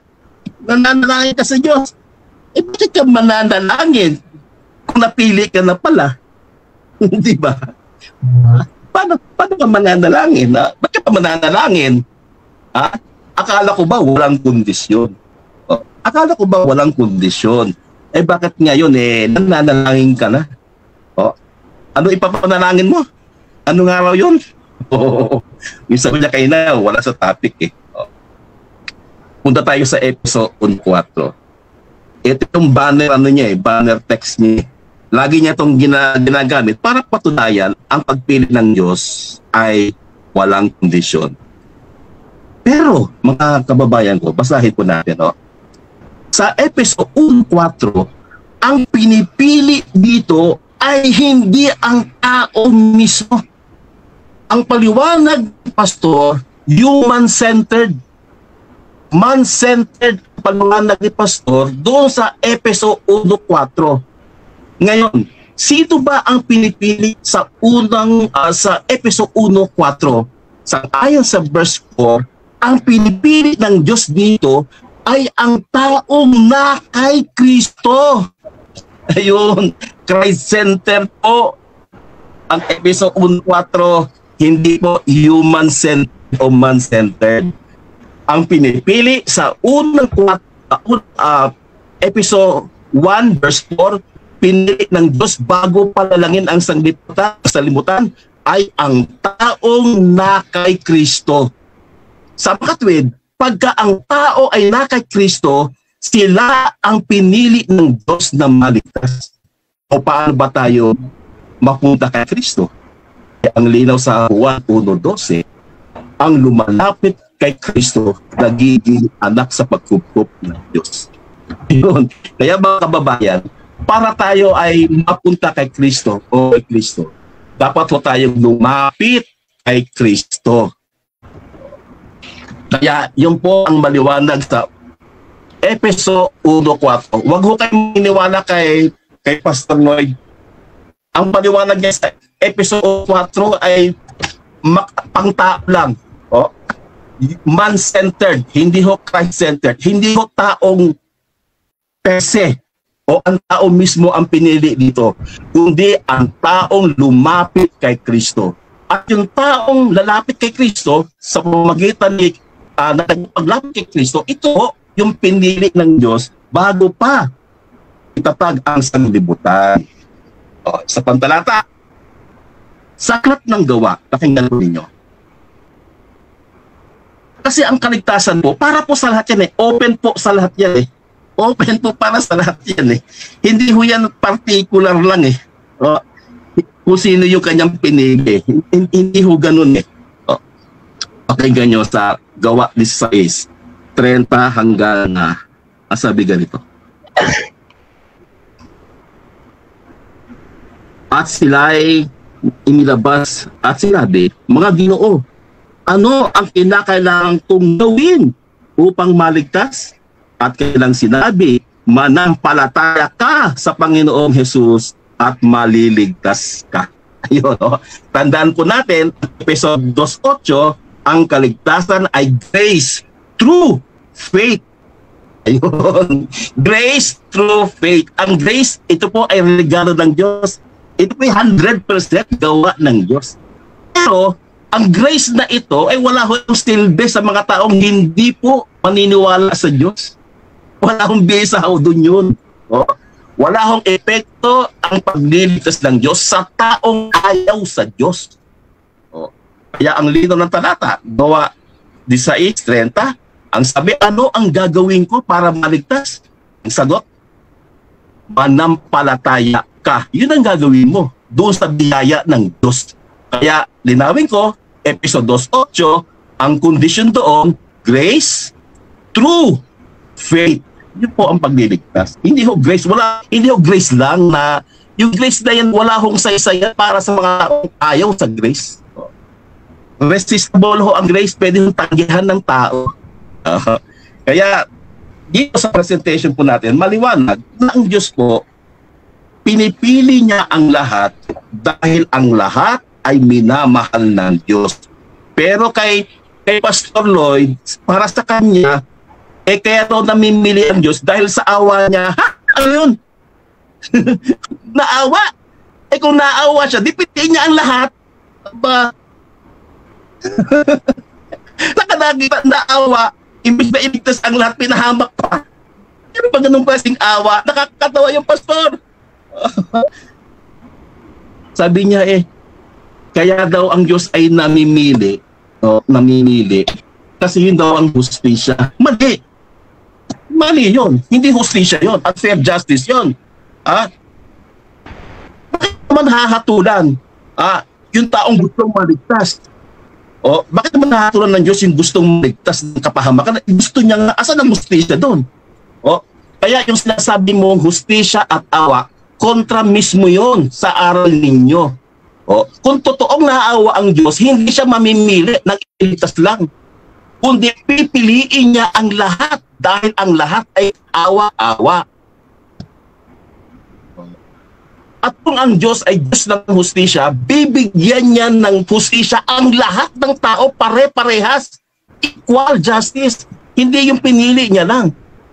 Unjust yun. O, kaya nga ang Diyos mo, plastic. Ang Diyos mo, plastic dahil ibig ang lahat, pero iimpernuhin naman pala niya. O, ang Diyos mo, loko-loko parang Diyos ni Erwin. Bakit? Inutusan na ipangaral ang lahat, sa lahat ng ebanghelyo, tapos nakapili na pala siya. Ano yun? Nakikipaglokohan ba ang Diyos mo sa amin, Pastor Lloyd? Nakikipaglokohan ba? Bakit pa yung inuutusan mangaral sa buong mundo kung nakapili na pala ang Diyos? Diba? O, ano pa? Ang Diyos nyo, choosy talaga eh. Ikaw na rin may sabi nito eh, namimili ang Diyos eh, ayon sa awa niya, sa pag-ibig niya. Choosy! Choosy, bakit? Hindi naman pa siya naawa sa lahat eh. Di ba? Yung sinasabi mong katwiran, baluktot, wala sa hulog. Yun po yun. So yun lang po mga kabayan. Tapos na yaki 10 minuto.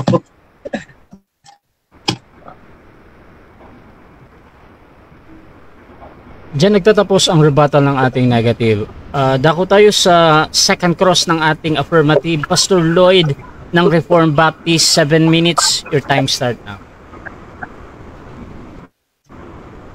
Patungkol sa pag-ibig, nabanggit mo na ayon sa'yo, naniniwala ka naman na ang Diyos ang unang umibig, tapos ang tao. Gusto ko lang ninawin, sabi mo kanina, magkasalungat ito sa kinonfirm mo kanina. Sabi ko, anong dahilan bakit inibig ka ng Diyos? Sabi mo, bakit pinili ka ng Diyos? Ang sabi mo, dahil inibig mo siya. So, unang inibig mo ang Diyos para piliin ka niya. Tama, mali? Mali. Wala ho akong statement. Ang statement ko malinaw, Diyos ang pumipili at ang pinipili niya ay lahat. At kung sino man iibig sa Kanya o sasampalataya sa Kanya, yun lang ang magmamana ng buhay na walang hanggan. Huwag mo namang maliin yung aking pahay. Pakinggan maigi. Hindi ka kasi nakikinig, Pastor. Ulitin ko para... Okay, so kanina, malinaw naman yung sagot mo sa unang cross examination natin. Okay. So kanina, nung pinapili kita, ano ang kondisyon ng Diyos, bakit niya ka pinili? Sabi mo pag-ibig, pagtugon. So ngayon, binabawi mo na. So yung pangalawa kong tanong ay ganito. Ang sabi mo patungkol sa paglayang pagpili ng Diyos, may kalayaan ang tao sa pagpili ng Diyos. Ayon sa Episo 1 or Episo 2:1, ang taong patay sa spiritual na hiwalay sa Diyos, may kalayaan bang pumili o hindi? Time stop mo na. Medyo nahihirapan si Brother Bobby dito. Pastor Lloyd, pwede bang i-off mo muna yung camera mo? Tapos, i-try natin ito. Ayan. So, Brother Bobby, nadidinig mo ako ng malinaw? Bro Bobby? Oo, narinig ko. Kaya na-choppy si Pastor okay. Hindi ko marinig. So, paulit na lang, Pastor, naka-time stop to. Tapos, tingnan natin. Pastor Lloyd, paulit. Okay, yung sabi mo kanina, pangalawang tanong ko, ang patungkol po sa sabi mo na kalayaang pumili. Ang taong patay ba sa kasalanan? Kahit sinabi ng Biblia, ito ay patay sa kasalanan. Hindi ko pa marinig. Hindi mo ako naririnig, kapatid. Hindi ko maintindihan. Bro, Russia, kamusta yung ano? Siya naririnig ko, pero yung sitwaan hindi. Napuputol ka, Brother Pastor Lloyd. Pero ganito, Brother Bobby, pag meron kang napuputol bro ba, pwede mo siyang wag ka munang mag-react bro, tingnan mo muna kung maiintindihan naman. Pero Pastor Lloyd, napuputol ka talaga Pastor Lloyd ha, at tama naman si Bobby talaga, napuputol ka. Pero ako kasi parang hindi ko siya in-stop kasi parang nakadugtong naman, konting segundo lang talaga. Pastor Lloyd, paulit yung tanong Pastor Lloyd, tingnan natin yan. Ayon sa kalayaang pumili ng tao, ang tao bang patay sa kasalanan may kakayanang pumili? Kahit na ang sabi ng Biblia, ito po ay may batong puso, ito po ay hindi nakakakita ng liwanag, hindi nakakaunawa sa salita ng Diyos, ayaw ibigin ang kanyang salita. Ito ba'y may malayang pag-response na piliin niya ang Diyos o hindi? Ang tao kasi, may kalayaan. Kahit na ang tao ay mahilig piliin ang masama, meron pa rin siya kakayanang pumili para sa Diyos. Kaya nga sabi sa Deuteronomy 30 verse 19, narito ang pagpapala at sumpa, ang buhay at kamatayan. Piliin mo ang Next buhay. question. Kaya ang tao may kakayanan pumili. So para sa'yo, ang taong patay ay buhay pa dahil pwede pa siyang pumili. Tapos sabay yung tanong, Pakisagot po, moderator. yung patay, hindi ko makima, yung patay, wala pa tayo sa patay na pakta. Wala akong binabanggit na patay. Ewan ko lang kung tama ha. Ay, moderator, ito po ay patungkol po sa kalayaang pumili. Oo.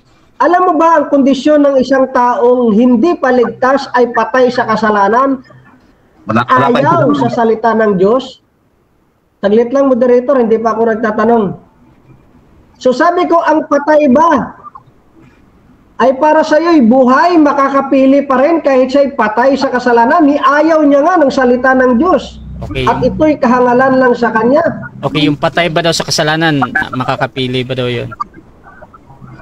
Pwede pa rin ho pumili. Kahit na ang tao ay makasalanan, saksakan sala, nakakapili pa rin ho siya. Kahit ang gustong piliin ng tao ay yung masama, meron pa siyang kalayaang makapili ng tama. Deuteronomy 30 verse 19. Ang linaw po rito. Bakit naman papipiliin pa ng Diyos ang tao kung wala na siyang kakayanang pumili? Pangatlong tanong ko, sabi mo, hindi makatarungan ang Diyos. Ito ay Tiyuse, ito po ay Mangmang, at marami pa. Ngayon, nabasa mo ba sa Acts chapter 9, 13 to 15, na ang Diyos ay may pinili, na kanyang inibig, at ang isa'y kanyang kinapupuutan, ayon sa verse 13? Hindi ko ginamit yung Acts 19, kaya pass. Next question. Pwede mong sagutin kahit hindi mo itong nilatag. Hindi nilatag yan. Hindi ko nilatag yan. Ganito. Bitahin ko muna. Okay, so ganito. Meron tayong rules na sa rebuttal ay pwede na itanong ang lahat. Pero, nire-recognize ko yung sinabi ni Brother Bobby naman na pass muna daw dyan sa tanong na yan. So, pwede mong ulitin, Pastor Lloyd, or depende sa'yo. Proceed lang. Pass daw. Okay, so kung ayaw mong sagutin yung Romans chapter 13 na may pinili ang Diyos na si Jacob ay inibig at si Esau naman ay kanyang kinapupuutan. Pag ang Diyos ba ay may pinili ng kanyang inibig at kinapupuutan, hindi ba siya makatarungang Diyos? Sasagot ako? Hello? Sagot ka, kapatid. Napuputol. Makatarungan ho ang Diyos. Yung tungkol kay Esau sa kanyang kapatid, hindi po yung pagpili sa kaligtasan. Hindi ho. Yun po ay yung kanilang birthright. Yun. Yun po ang pinag-uusapan doon, hindi ho kaligtasan. Ang Diyos ho talaga namimili kung sino ang kanyang magiging bayan at kung sino ang muna sa kanyang pangangaral. Namimili ho ang Diyos. Pero pagdating sa kaligtasan, lahat pinupili niya. Open sa lahat. So ang sabi mo, pag ang Diyos ay pumipili, kung sino ang kanyang inibig at kanyang kinapuputan, kahit po yan sa lingwahe po ng Grego, yan po ay nagpapahiwatig na hinayaan. Sabi mo kanina, pag hinayaan ka, ay ikay po hindi maliligtas. So ang sabi ng salita, hinayaan si Esau, inibig si Jacob. So ibig bang sabihin ang Diyos ay hindi na makatarungan? Makatarungan po ang Diyos. Ang tungkol kay Esau, hindi po yung tungkol sa kaligtasan. Birthright ho, pinag-uusapan ho doon, hindi po salvation. Out of context kayo, Pastor, hindi ho yun ang paksa natin, hindi ho birthright. Hindi mo ba alam, Romans chapter 9, ito ay patungkol sa sovereign choice of God in salvation? Alam mo ba yung context ng Romans chapter 9? Alam mo, hindi? Mr. Moderator, objection. Hindi ko po binanggit yung Romans 9. Huwag siya mag-introduce ng teksto na hindi ko naman pinaksa. So, counter objection mo na. Pastor, meron ba? Before ako hahatol. Okay, kung hindi niyo po sasagutin, ito po yung susunod kong tanong. Kahit tayo naman sa talata. Ganito, wait lang, Pastor. So, ganito, maghahatol muna ako sa objection na yon, ha? So, again, ang rules natin, mga kapatid, during second cross, kahit hindi nilatag, pwedeng itanong. However, mga kapatid, depende yan sa dalawa ninyo kung paano mag-flow. So, Pastor Lloyd, magna-next question ka ata? Opo. Tapos ang sabi mo kanina, last 1 minute. Pag ang Diyos po ba, sabi mo ay may kinaawaan ng siya, ay ito po ay hindi patas. Pero nabasa mo ba Romans chapter 9:16, mayroon siyang kinaawaan at mayroong hindi? Pag may kinaawaan ba ang Diyos na si Moses lang at hindi ang paraon, siya pa rin ba hindi makatarungang Diyos? Hindi pa ba daw makatarungan? Makatarungan po ang Diyos. Makatarungan po.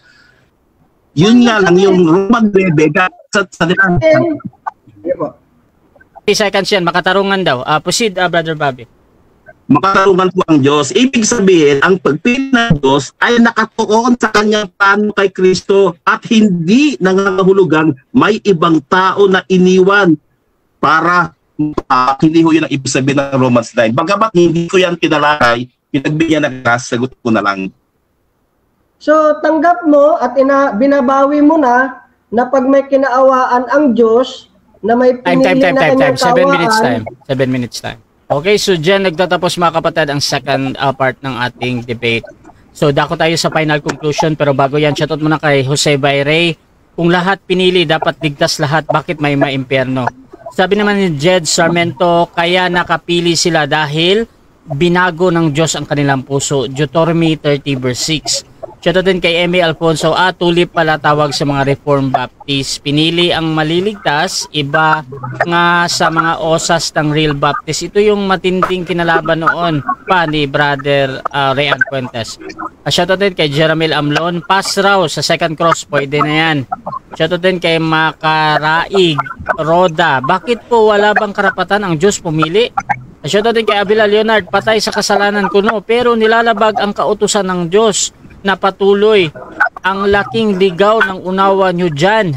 Shoutout din kay Romel Tunay Baklas, ginawang unfair ang Diyos na mga tulip doctrine. Shoutout din kay Pastor Jeramil Amlon, hindi alam ni Westlake yan na sa Efeso 2:1 yan na patay sa kasalanan. Shoutout din, mga kapatid, kay Makaraig Roda, kay Juan Agustin. Kung walang pinili ang Diyos, meaning nakadepende sa tao ang kaligtasan, hindi gagalaw ang Diyos pag hindi pinapayagan ng tao. Shoutout din kay Erwin Veloso, sabi niya, bugbog, tama na, tigilan mo na. Shoutout din kay Pastor Arnel Aligarbes, hindi alam ni Bobby na instrumental at hindi locative yung preposition na in sa Ephesians 1:4. So, mga kapatid, ako tayo sa final conclusion. Mauna si Brother Bobby dito. Bilang negatibo, mga kapatid, sa topic na ang election to salvation ay unconditional. Brother Bobby ng SDA, your time start now. Salamat po muli sa ating kababayan na nakinig. At kitang-kita po ninyo, mga kababayan ko, kung paano itong sinasabi ni Pastor Lloyd na unconditional, bandang huli, nagkaroon pala ng kondisyon. At sabi niya, umibig siya sa Diyos dahil una siyang umibig. Nakita niyo ho ba? Umibig siya dahil una siyang inibig ng Diyos. Kaya meron hong pag-ibig na nangyayari sa mga taong tumatanggap kay Kristo. Yun ho ang nagiging kondisyon doon. Nagkaroon ng pag-ibig. Kasi nga naman, mga kababayan ko, kung hindi ka naman iibig sa Diyos, kahit ibigin ka pa ng Diyos, wala hong mangyayari eh. Pakinggan po ninyo. Sa aklat po ng Mateo 23, ang talata po ay 37. Ang sabi po ay ganito. Jerusalem, Jerusalem, na pumapatay sa mga propeta at bumabato sa mga sinugo sa kaniya. Makailang ulit kong inibig. Tipuni ang inyong mga anak na gaya ng pagtipon ng inahing manok sa kanyang mga sisiw sa ilalim ng kanyang pakpak. At ayaw kayo. So, kita ninyo mga kabayan, kahit ibigin pa ng Diyos ang tao po malaya.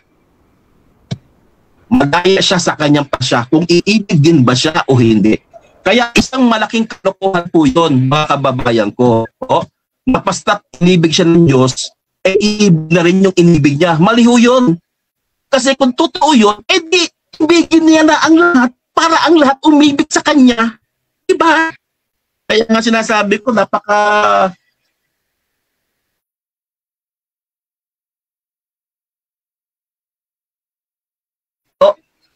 inibig niya, ang tao, ibig din daw sa kanya. Paano itong nasa itong nasa Mateo 23:37? Inibig to bakit ayaw nung iniibig niya? Kasi nga, meron ho tayong kalayaan kung pipiliin natin ang Diyos o hindi. Kaya sablay ho kaagad itong Diyos ni Pastor. Diyos niya ho, mang. Bakit? Ibigin niya na ang lahat para lahat maligtas. Di ba? Ano pa? Ano pa ang kamalian ng ikinuturo ng ating pastor? Sabi niya, justice ito. Inulit naman niya, no? Justice daw ito. Saka nakakita ng justice na para lang sa iilan. Paano yung hindi napili? Wala ba silang karapatan sa hustisya ng Diyos? Ibig sabihin, kung ang Diyos ay pumili lang, di yung hindi niya mapipili, mapapahamak. Sino na napahamak sa mga hindi napili? Di parang ang Diyos mo rin. Diba? Diba? Ano ba naman klaseng Diyos yan? Napakamangmang. Napakasalbahe. Ibig mo sabihin, yung misis mo, gustong maligtas ng misis mo, gusto niyang magmana ng buhay na walang hanggan. Tapos hindi napili ng Diyos, mapapahamak. Ano sasabihin mo sa Diyos mo? Diba? Ano sasabihin mo sa Diyos? Mamahalin mo ba yung Diyos na siya ang nagpatay, siya ang pumatay, siya ang nagtapot sa impyerno, sa mga mahal mo sa buhay? Iibigin mo pa ba ang Diyos noon? Hindi ho. Hindi. Bakit? Kasi gusto niyang maligtas, hindi siya niligtas ng Diyos. Mamahalin mo ba ang ganong klaseng Diyos? Siyempre, hindi mo mamahalin yun. Ang mamahalin kong Diyos, binibigyan siya ng pagkakataon na maligtas pero ayaw niya. Kaya no regrets doon. No regrets sa mga tao hindi maliligtas kasi ginusto nila yon. Nililigtas sila ng Diyos, ginugusto sila na iligtas ng Diyos pero ayaw nila. No regrets doon. Ang regrets kung gusto mong maligtas pero ayaw ko iligtas, asan ang hustisya doon? Asan ang awa doon? Wala hong hustisya doon. Wala hong awa doon. Walang awa ang Diyos mo. Kaya yung Diyos mo kailanman hindi pwedeng ibigin ng taong matino. Hindi pwedeng ibigin ng taong mayroong tunay na pagkakilala sa Diyos. Kaya kahit anong gawin mo paliwanag yan, hindi tanggap-tanggap yung Diyos mo na pinakikilala sa akin. Ang Diyos mo, selective. Choosy. Ang pangit. Ba't ko matatanggapin ang Diyos mo? Samantala ang Diyos ko, pinipili na ang lahat. Ikaw, Diyos mo, namimili lang kung sino. Ipagpapalit ko ba ang Diyos ko kay Diyos mo? Siyempre, hindi. Okay, so dyan nagtatapos ang final conclusion ng ating negative. Dako tayo sa final conclusion ng ating affirmative sa kanyang pinatutunayan na ang election to salvation ay unconditional. Pastor Lloyd ng Reformed Baptist, your time start now.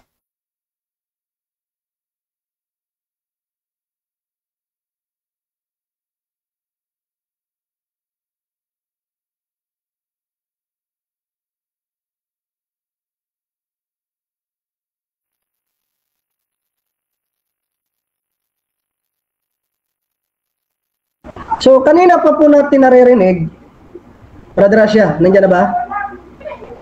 Okay.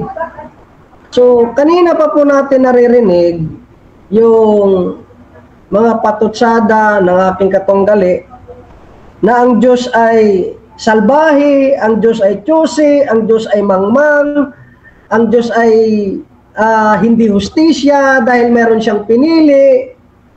Pero nung tinanong ko siya patungkol sa Romano 9, patungkol sa kay Jacob at Esau, kahit malinaw naman ang turo ng talata na ang paghaya or yung hinayaan ay katumbas po nun ay paglaglag sa kanya.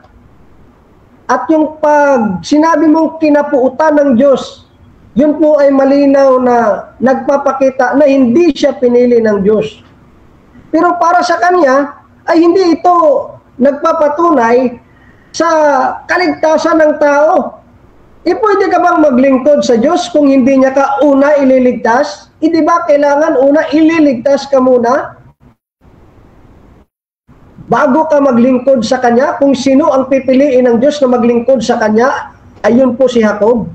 At ang sabi po ng talata, kahit na siya'y may pinili, isasabihin mo, hindi makatarungan ang Diyos. Pero ang sabi ni Pablo, masasabi ba natin na hindi makatarungan ang Diyos kung may pinili siya? Hindi, sabi ni Pablo. Sabi niya sa 15, sapagkat ganito ang sinabi niya kay Moses, kahahabagan ko ang nais kong kahabagan at kaawaan ko ang nais kong kaawaan. Kung may kinaawaan lang ba ang Diyos, na kinaawaan niya lang si Moses at ang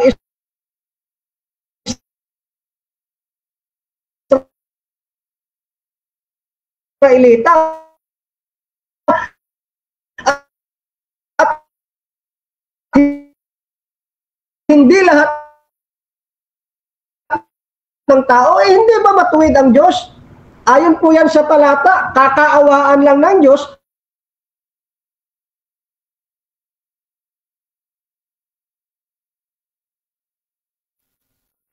Pastor Lloyd, napuputol ka, Pastor?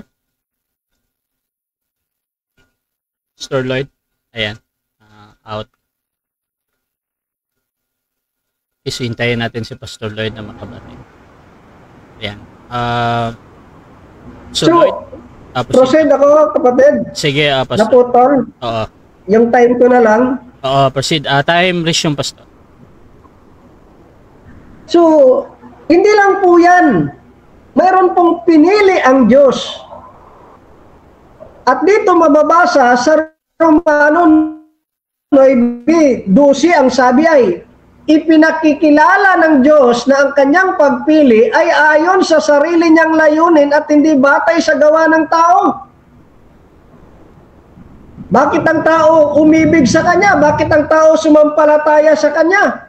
Dahil una, ang Diyos ang pumili sa Kanya.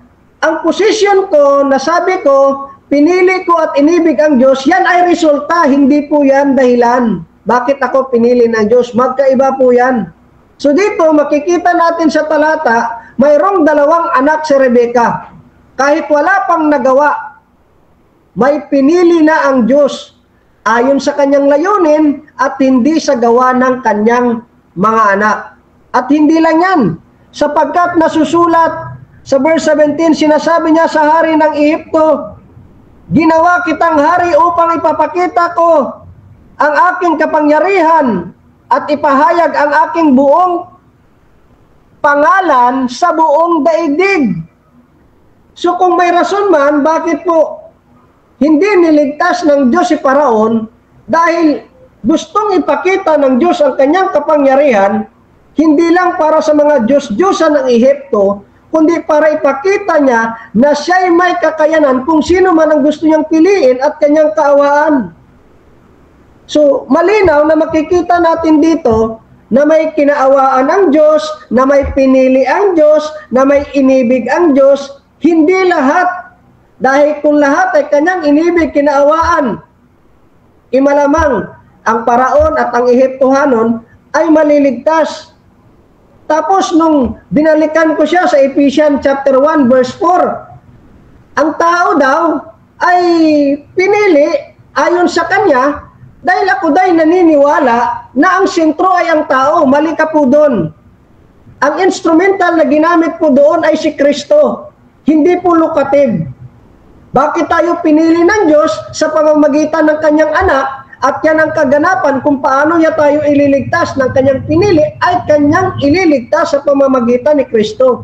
Hindi ko po sinabi na naligtas ang tao dahil sa kanya, kundi yan po ay dahil kay Kristo. Wala po diyang kondisyon. At marami pang talata na makapagsasabi na ang pagpili ng Diyos ay hindi sa gawa ng tao. Isasabihin niya naman ayon sa pinot niya ang. Okay, so dyan nagtatapos ang debate natin. So, dako tayo sa pasasalamat mga kapatid before tayo mag-end. Unahin natin si Pastor Lloyd. Salamat muna, Pastor. Okay, so maraming salamat po sa lahat ng nagsubaybay sa debate namin ngayong gabi. Maraming salamat, Brother Rasha. Pagpalain ka nawa ng ating Panginoon na makagawa pa tayo ng maraming debate at maraming pag-aaral. So katotohanan lang naman yung habol natin dito ay hindi naman natin habol yung panalo. Ibigay mo na yan kay Brother Bobby. God bless po sa lahat. Pasalamat din, Brother Bobby. Una, salamat sa Diyos dahil natapos natin ang ating pamahayag ng ayon sa sinasabi ng Biblia at sa katuruan ng turuan na tinuturo sa atin mismo ng ating Panginoong Hesus.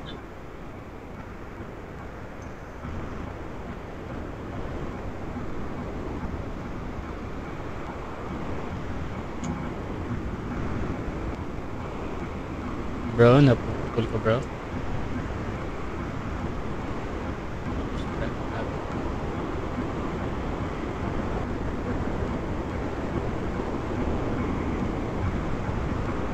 Bro, Bobby. Naputol ka bro. Paulit bro. Paulit. Okay. Mahaba na may putol ko. Ulitin mo na lang. Sa umpisa, okay. Una, salamat sa Diyos dahil natapos yung ating programa ang ayon sa kanyang kalooban na isigaw natin ang aral ng Biblia. At ikalawa, salamat din sa iyo, Brother Rasha, sa pagpapagamit ng iyong programa para maihasik namin ang aming pabalita ng kaligtasan. Ganoon din kay Pastor Lloyd, maraming salamat mo at pinagbigyan mo yung aming kahilingan na magkaroon tayo na maginoong usapan.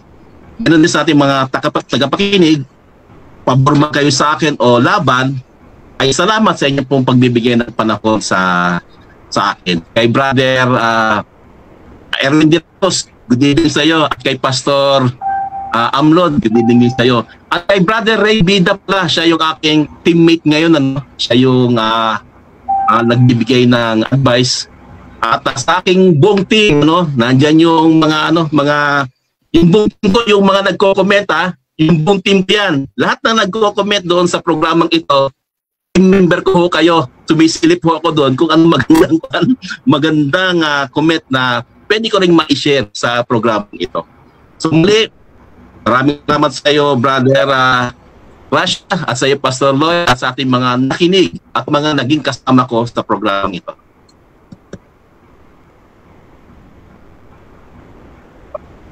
Rasha TV gusto nyo magpasalamat sa lahat ng sumusuporta at laging naniniwala pa din sa ating pagmomoderate. Kung gusto nyo sumali sa ganitong gawain, pwede kayo mag-PM sa akin or maghamon man sa dalawang ito.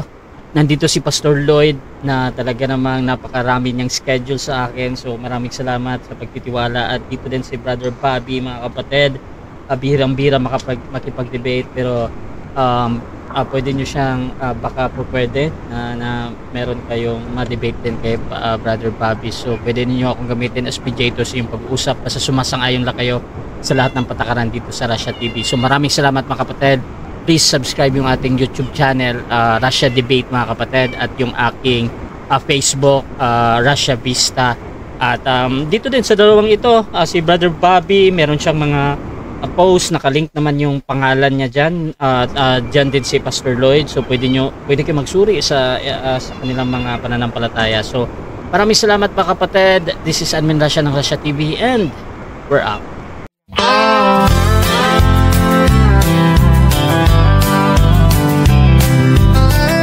Fernando Baeza Camacho Jr., a name we hold dear, serving God faithfully year after year, a beacon of hope shining ever so bright, guiding us forward with all of His might. We stand by His side, a united stand, fighting for truth across the land. With God as our strength, our spirits will soar. Truth and justice prevail forevermore.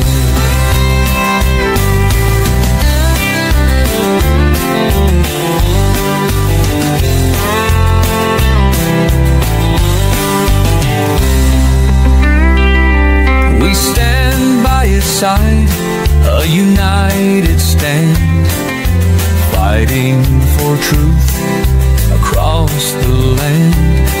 With God as our strength, our spirits will soar. Truth and justice prevail forevermore. We stand by His side, a united stand, fighting for truth across the land. With God as our strength, our spirits will soar. Truth and justice prevail forevermore. We stand by His side, a united stand, fighting for truth across the land. With God as our strength, our spirits will soar. Truth and justice prevail forevermore.